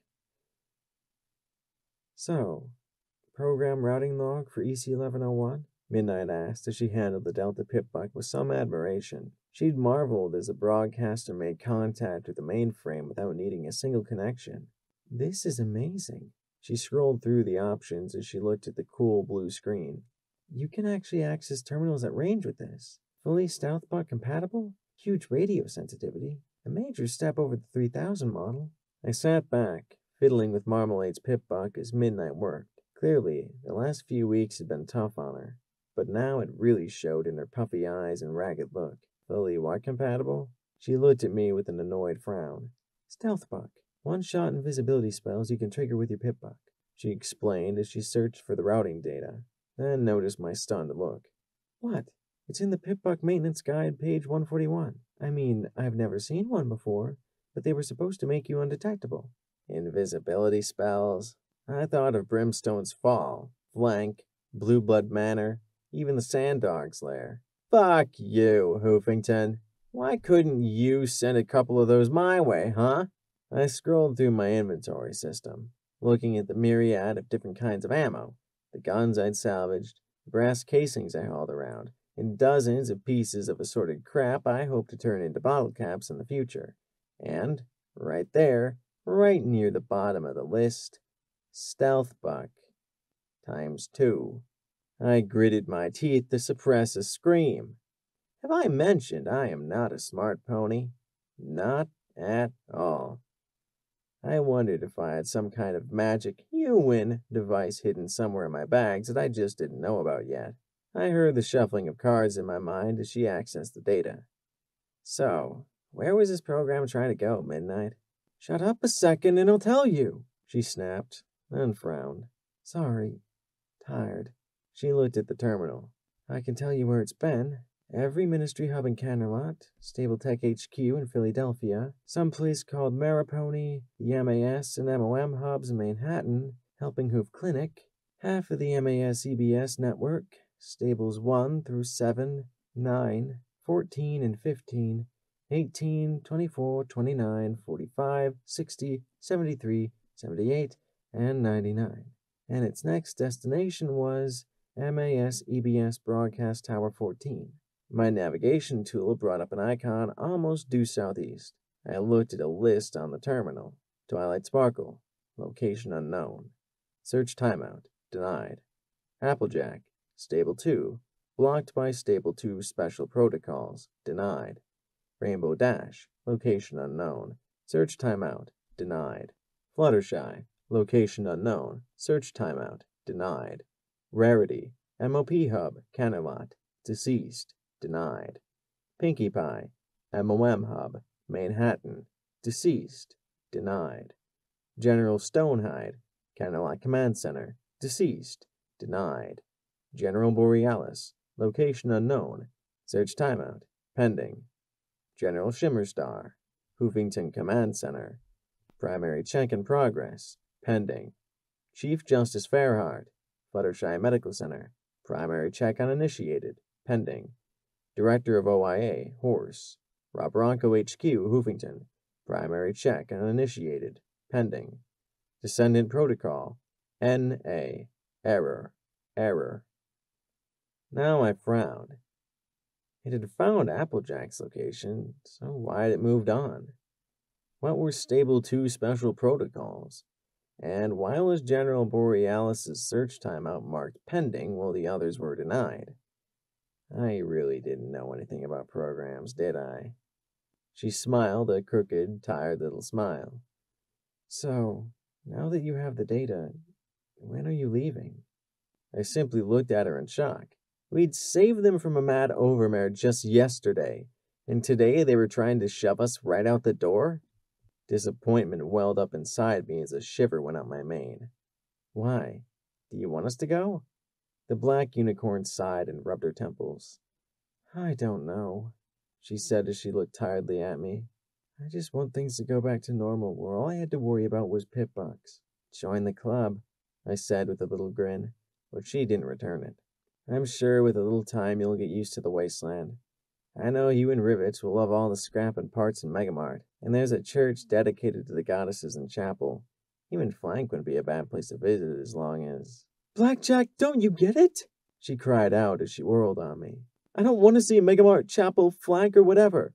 I want to shut the door and get back to fixing pit-bugs. If you want to go, go. But I don't want to know that world exists.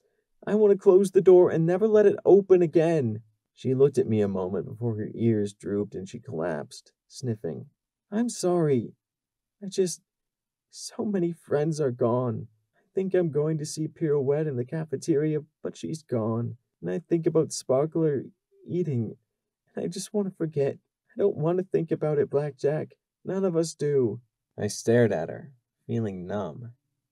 The dealer shuffled his cards as he looked at me gravely. I said quietly, Midnight, this is my home. She looked back at me and faked a smile. Yeah, Blackjack, but I'm not sure you belong here anymore. I'm sorry.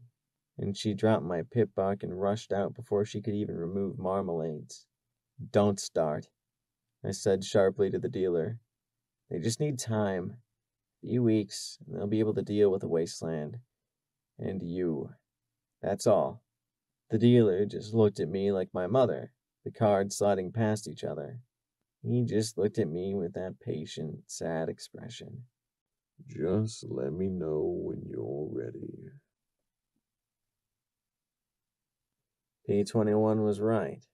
It was turning into Flank all over again. My friends all found themselves increasingly isolated. The Kunai walked like a purple ghost through the halls, scattering the stable ponies in her path. Even with wings hidden and minigun put away, they avoided her like death itself. Rampage found herself consumed by a boredom as she tried to engage stable ponies and found them shying away. Even Glory was forced to spend more time with me than with the ponies she wanted to heal. Was a Pegasus really so aberrant? Most tragic of all, P21 found himself shunned by the males he'd hoped to save. He was P21, and so he was dead to them.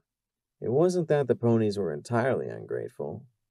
There were dozens of small parties and impromptu celebrations between surviving friends. The slain were mourned and the overmare cursed, but we weren't a part of it. I'd hear the laughter and the talk, but it all died the second I walked through the door. Then every pony would look awkward until we left again. They didn't know how to deal with us. It was like they were waiting for the moment we'd turn on them. Even Midnight was avoiding me. Rivets became the de facto overmare.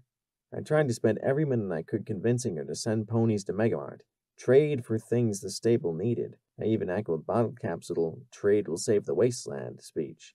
But the gray earth mare just muttered and gave a half-hearted "we'll see." I looked at my friends, sitting there behind her desk, looking drawn and spent. Rivets, you can't keep Stable 99 bottled up anymore. The systems are falling apart.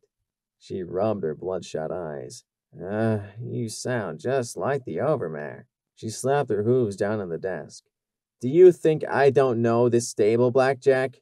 I know every pipe, every wire, every talisman, everything. I don't care what the data says. We can keep the stable going for 2 more centuries if we have to. I began, but then she laughed. It made my mane crawl to hear that coming from the cool-headed mare. She rocked back and grinned at me. The stable is fine. Sure, things have been breaking down since the incident, the first one, but we've been fixing them. Every Overmare since then has been sure that tomorrow we'd all die, she said, her eyes narrowing and her teeth grinding. But I know what this stable can do, what we can do. So don't you come in here telling me my job. I'll fix Stable 99 without having to set hoof out in that great open. Ugh! She shuddered violently. Apparently, I wasn't the only pony who went all oogly from that wide, empty, I took a deep breath, trying to get her to understand. Rivets, it doesn't have to be this way. I know you don't like the outside, but no. We've lived this way for over a century, safe and secure. Then she took a deep breath and settled back in her chair. Sorry, she began, her voice softer. I guess you're still just trying to help. But you've got to understand that you've already done everything we need. The ponies here don't want things to change, and neither do I. We don't want to trade. We don't want to explore. We don't want to set hoof outside at all. We want to shut the door and go back to the way things are supposed to run. You are a good security mare, and you have done a lot for us. But if you keep trying to cause trouble, I'm going to have to ask you and your friends to leave. Understand? I tried to think of some new argument to try, but my mind came up blank. After a few moments of thought, I just gave a resigned nod. Good, she said, rising. Now, if you'll excuse me, I need to meet with some other maintenance ponies about keeping the stable running. I found myself alone in the atrium, alone in the largest community gathering space in the stable. Ponies entering would take one look at me and then promptly continue to someplace else. I found myself reading Rivets' book, Duck and Cover, an Equestrian Patriot's Guide to Survival. Really, it was more a guide to blowing stuff up. The copy had been highly annotated. Napalm, add a cup of cinnamon oil per 5 gallons to the mix. Zebras can't stand the smell. See if you can mix a little magnesium with C4. Boom and flash trumps boom. A photograph showed a unicorn mare and an earth pony buck sitting in front of a crater, grinning at the camera. There were remains of what appeared to be dragons littering the rim. A little note was written at the bottom. What else did you expect from the Ministry of Awesome? I smiled as I flipped through, looking for other little notes. There was a drawing of a building with arrows pointed at the base. Set charges here. Another of a bridge over a river, and the comment, they'll never see us coming. There were diagrams of zebra factories, towns, waterworks, and bases, all with notes of what to sabotage or blow up. A little photo in the back displayed a dozen mares and 3 bucks posing together. Ministry of Awesome, ground pounders. We bring awesome to Earth. I blinked at the picture and the one lone Pegasus in it. Jetstream sat with a sad half-smile surrounded by grinning unicorns and earth ponies. Saw Rainbow Dash talking with the director today. Didn't seem happy. Too much peace talk. Too much ending the war rather than winning it. But I can't tell if he was blowing smoke up Dash's butt or really believes it. Sometimes it feels like the war is going to go on forever. One picture showed what I thought was a distant sunrise, but the spherical shape was wrong, and it was in front of the mountains rather than behind them. Trottenheimer's megaspell goes boom. We're out of a job. The last black and white picture in the back showed a mare and buck sitting outside the entrance to Stable 99. A young, crying unicorn foal was cradled in the unicorn mare's hooves. The note on the back read, "End of the world time. We'll be back. Card Trick's playing security now, and I'm fixing machines instead of breaking them. Card Trick took the kid when her mom's pass was denied. Said she couldn't reach stable 90 in time. No one says no to Trick. I smiled as I pulled out Vigilance, Card Trick, Tarot, Little Poker, Full House, 52 Pickup, Straight Flush, Aces, Royal Flush, Bridge, Hearts, Gin Rummy, Go Fish. I felt an odd little chill run through me. I hugged the pistol to my chest, feeling a connection to a mare I'd never imagined and a mother I'd never appreciated till it was too late.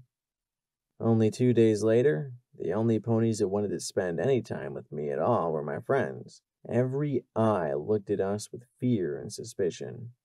Sometimes I'd see a knot of ponies and wonder if maybe they were going to try and force us to leave. We were reminders of the world outside, alien and dangerous. I was healed up. Glory had gotten her AER-14 to work. Rampage had extracted the chains with the assist of a winch. The less I knew about the details, the better. And the kunai kept looking at me expectantly. I just knew the goddess was waiting to call a favor due. P-21 didn't even try to talk to the males anymore. He was sleeping on my couch. Eventually, the kunai excused herself. She'd wait on the surface. I suspected she needed a good dose of enervation to put some distance between herself and the goddess. The third day after the attack, I woke to find a petition taped to my door. Request for Blackjack and company to depart the stable. I counted 100 names before I gave up. Midnight was right there on the first page. I curled up with Glory on my bed, the papers tossed aside as I nuzzled her neck. I'll go tomorrow. I'm sorry, Blackjack. I know what it's like to want a home, Glory said softly. She knew far better than I did. I held her a little more snugly now, knowing what she'd lost. Mom was dead. My old friends were dead or decided I reminded them of things they wanted to forget. My new friends were unwelcome. It was time to go. My mother and I were one of the few mother-daughter pairs given the luxury of our own rooms. I rarely went into her quarters. It simply felt wrong. But in the morning, we'd be going to MAS CBS number 14, and I'd never have this chance again. Someday, the stable would replace both of us. How? I didn't know. Honestly, I didn't really care anymore. They'd made their feelings clear. All I could do was respect their wishes, given how every pony was acting. When I told my friends that we need to go to the tower to find out more about EC-1101, they were all more or less glad to be leaving. It was a destination in the direction of away from 99. Even after weeks, the room still smelled like her. A curious mix of powder, gun oil, and lavender soap. There wasn't much special. Everything in the stable was mass-produced. You'd try and put a unique stamp on things, though. In its own way, my mess was my attempt to personalize the impersonal. At least, that was a good enough excuse for me to not clean my room. Mom had decorated hers with pictures and drawings. I knew Mom sketched, but I never realized how well she could draw. I wondered if her baton and cuff cutie mark was like mine, a talent she defaulted to because she wasn't allowed to be the artist she wished to be. I wish she could have heard me play. I saw a drawing of herself and Petunia as fillies. Daisy's mother had a hard and aggressive look about her, just like Daisy at that age. Another self-portrait of her in her security body, with a strange mare I could only assume was my grandmother. More older mares, some dignified, some lonely, a few with smart-ass expressions. So that was where I got it. The oldest showed a mare from the Ministry of Awesome Pictures, her hooves holding the young unicorn filly. Never had a kid of my own. Mother wandered off north. Hope she finds what she needs there. Then I saw a picture of me as a foal with a joker card stuck on my horn. I smiled as I turned it over. My lucky girl. I felt tears running down my cheek as I folded the pictures. I was lucky. Luckier than I deserved. I just wish I'd appreciated it when it could have meant something. It was late, and my friends were sleeping. My internal clock told me I needed to be doing a patrol just now, and odds were that I was the only security mare left in the stable. I knew I wasn't going to be sleeping, and, odd as it was, I wanted to do one last sleep of the place. Tomorrow, I'd have Midnight swap Marmalade's pip buck for my own, and we'd be off. This time forever. We'd saved Stable 99, as much as it wanted to be saved, just like Flank. I trotted through the dim halls, hearing a few late celebrations in distant living quarters. I knew better than to try and attend. The laughter and giggles tugged at me, though, and I still wished I could share in the festivities. I made my way down to the humming halls of the maintenance and utility levels instead. My hooves were so familiar with the path that I could let my mind wander as I walked along. I passed the storeroom where I'd found P-21 stealing supplies. I found the nook under the generators where I'd hid him so long ago. I went all the way down to Atmospheric Maintenance 3. It hadn't been cleaned up. My blood was still dried on the table, and the cards were still scattered about. My magic gathered them all up, one after another, stacking them in my hooves with practiced ease. Then I slipped them into the worn cardboard box with a familiar scribble on it. It was something often done by young in the stable to claim some trinket or toy. Property of Tarot. Tarot. Then there came a muffled crump and a resounding pop and hiss from somewhere else in the labyrinthine maintenance level. No alarms, though. No alerts on the radio channels. I slipped the cards into my pack and quickly rushed in the direction of the hiss. A foul reek of decay filled my nostrils as black water crept along the floor. Bio-waste recycling tanks number 2 was on the door. Inside there were 2 enormous metal tanks as high as me, 4 times as wide, and almost as long as the room. Numerous pipes marked with faded labels ran to and from each tank. From a burst seal sprayed the noxious gray water. I gagged from the stench. I knew that seal wouldn't hold, A young mare shouted from around a monkey wrench clenched in her jaws as she entered from behind me. She raced past and climbed a stair to reach the spray. Her brown utility barding quickly took on a dark stain from the water. Close number 4 valve, She yelled as she tried to tighten the bolts around the spraying connector.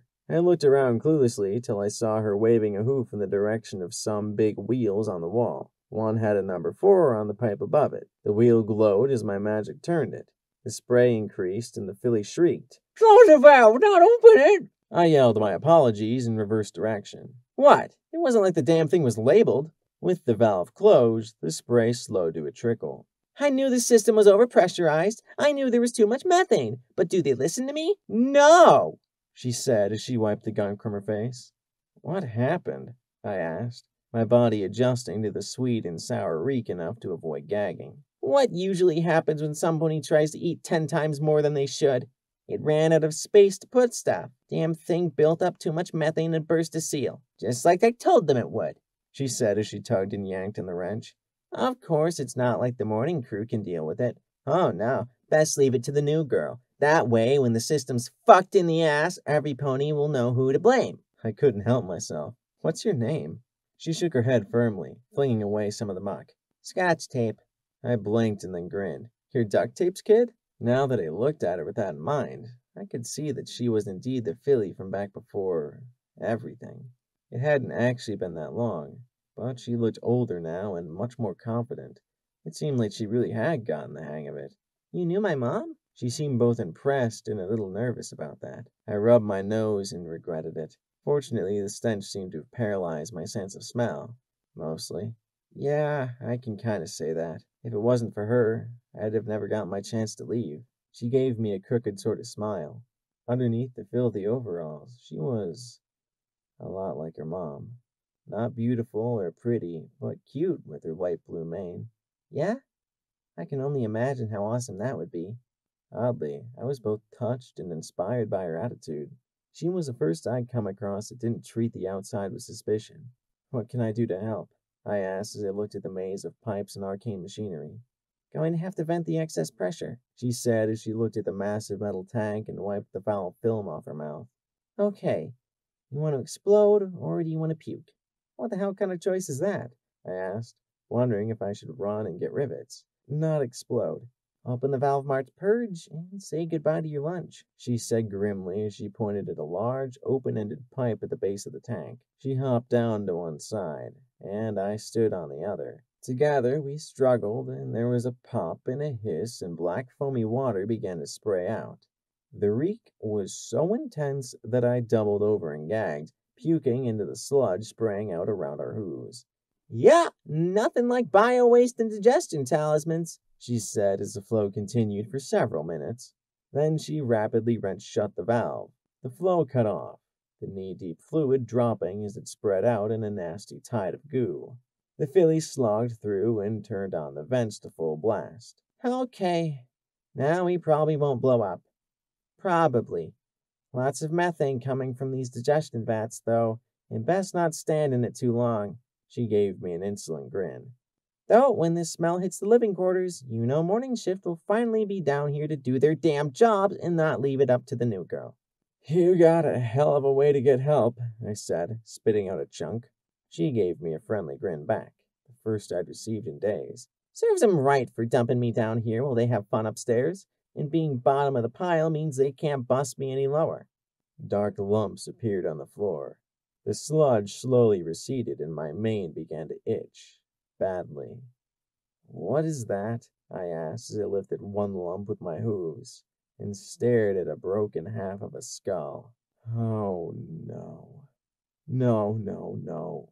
Rivets, what have you done?" The lumps were the bones of ponies.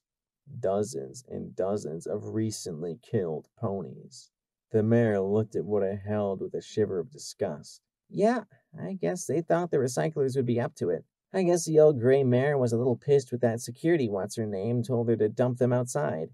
It's been blowing seals and filters for days, though. Sending one body through is no big deal, but dozens? Forget about it." For the last 3 days, Stable 99 had been gorging themselves on disease-infested food. My legs went weak as I slumped against the wall of the tank. "Have you been eating the food above?" "Me? No time. Rivets dumped evening and night shift on me. I haven't even seen my bed since the liberation happened," she said sourly. "Been eating old box shit. Why?" She saw my face, and concern bloomed in her eyes. It made sense. Like likes like. None of my friends or I fit in. This filly wasn't infected. We were being driven off and isolated. I gave her a tired smile. "Listen, you want to do the stable a favor? My friends and I are going to be heading out soon. Really soon. There's a place called Megamart that's got tons of stuff the stable needs, and Rivets will need a maintenance mare to get it. Want to come along? It'll get you out of cleanup." She looked at me skeptically. "Are you serious? Outside? Like, outside? "I'm serious," I said with complete sincerity. "Get anything you need and meet me at the stable door. You have 10 minutes. Don't eat anything. Nothing. Do you hear me?" She stared in shock, then nodded. 100 raiders had devastated the corner of Hoofington. What would almost 4 times their number do? I'd almost reached the stairs up to the next level when a gray blur slammed into me. My muck-slicked hide sent me sliding several feet to hit the wall, fortunately not very hard. I looked up to see Rivets glaring down at me in the dim light. The other maintenance ponies behind her gripped wrenches and hammers, and they were looking at me like I was the leak. "So, you not only think you know this stable better than me, now you think you can do my fucking job?" She hissed softly. "Or maybe you're down here trying to make more work for me. Is that it? Trying to force us all outside?" I struggled with my hooves, the muck making standing a disgusting challenge. "Rivets! You put the raiders in the recycling. I said—" "I'm sorry. When did you become the overmare again?" I stared at her in shock as she snarled. "We've put ponies in there for years. Nothing happens." My eyes widened with horror. "Rivets! You've exposed every pony here to the disease." "There is no disease," she shouted. "This is just you trying to drag us out of our home and into the wasteland. To starve, to die." She spat in my face. "That's what I think of your disease. I've made sure every pony's well fed and safe, and none of us are sick. We're fine." "No, you aren't. You aren't, and you're getting worse by the minute. Rivets, I've seen the raiders outside. You need..." What? At this point, what could I do? What could any pony do? "Need what?" She suddenly broke into peals of giggles. "Trade? You think we want to fucking trade? We have everything we want right here. We don't need to trade with the outside. We don't need anything from them, and we don't need you. I felt a chill wash through me from horn to hoof. Rivets! But what could I say? She'd placed her faith completely and utterly in her work and the stable systems. Get out! You've broken enough things here. Now get out before you kill us all, she snarled as she walked past, laughing that mad giggle that rose higher and higher. I stopped only long enough to shower the majority of the gunk off myself before I returned to my quarters. Every pony, get your stuff together. We need to get going. Now, I said softly. P-21 met my eyes. That thing we were afraid of? It happened. Horror blossomed on his face. It's infected, the whole food supply. They've been exposed to it for days. 3 square meals a day. Anguish bloomed on his face as he pressed it to the floor as he grit his teeth in pain. We failed, he muttered. We failed. We failed. That doesn't matter anymore. In a few more days, the rest of the stable would turn on us. We're leaving. I met a filly who probably isn't infected. The only one who acts normal. But we can't just leave them like this, Glory said in shock. They'll leave the stable and... I know, Glory. They might not be as deadly without the Overmare Daisy leading them, but they learn, and fast.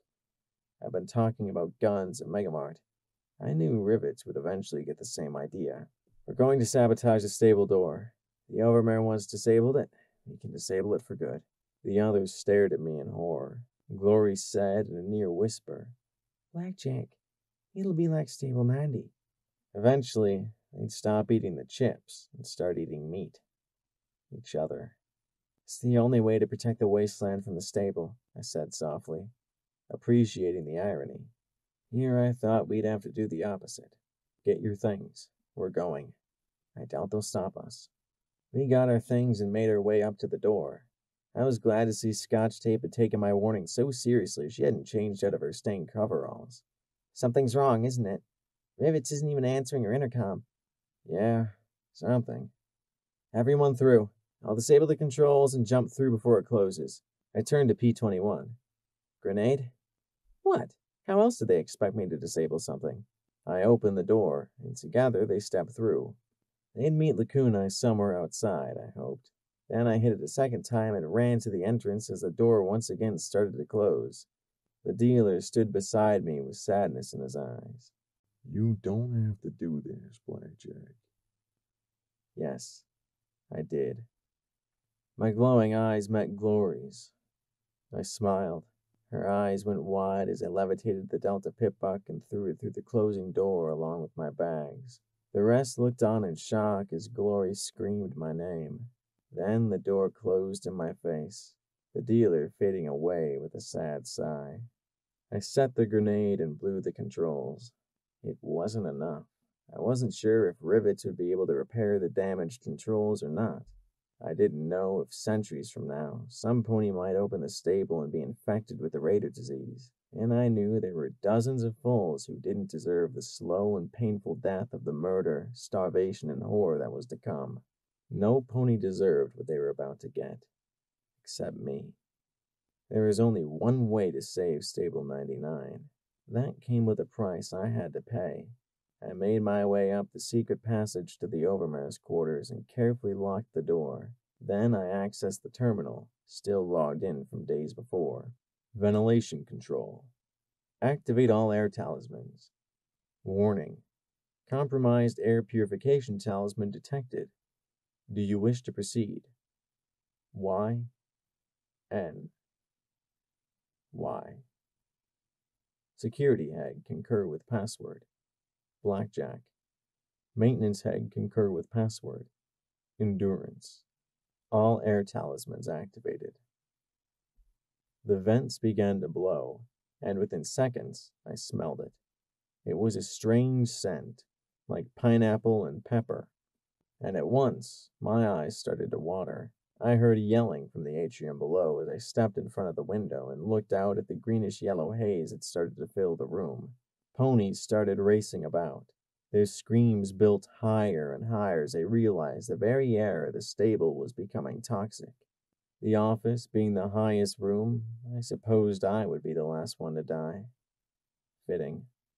I knew exactly what Buttercup has felt as she stood there, watching her stable die over a hooful of weeks. This would be over in minutes. I saw 2 foals and a filly stagger and fall prone as tears ran down my face. Males who'd experienced just a few brief gasps of freedom now lay where they fell, scratching and clawing at their eyes as they gasped at the poison air. Rivet staggered out of the cafeteria and looked up at me, the betrayal etched in her rugged face. Fresh bite marks on her forelegs. There was no forgiveness for this. No atonement. Midnight staggered out onto the atrium balcony, her eyes already starting to yellow as they stared at me in rage, even as she slumped against the metal rail, fighting to breathe as a poison gas built.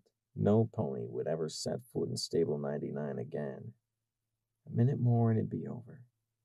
My eyes watered and my lungs burned. Suddenly, there was a purple flash behind me, and I heard the goddess's voice as clear as day. "We had a deal, Blackjack." "No! No, no, no, no!" I screamed as she wrapped her hooves around me. I blasted her purple hide with magic bullets. "Blackjack! You murderer!" Midnight screamed as I was stolen away in a purple flash. The word echoed endlessly in my mind. The only death I couldn't give was to the only pony who deserved it. Myself. Footnote. Level up. Perk added. Intensive training. Your recent experiences have granted you a +1 to your endurance. Quest perk added. The power of friendship. When fighting alongside your companions, you receive an additional +5 DT and +10% damage inflicted.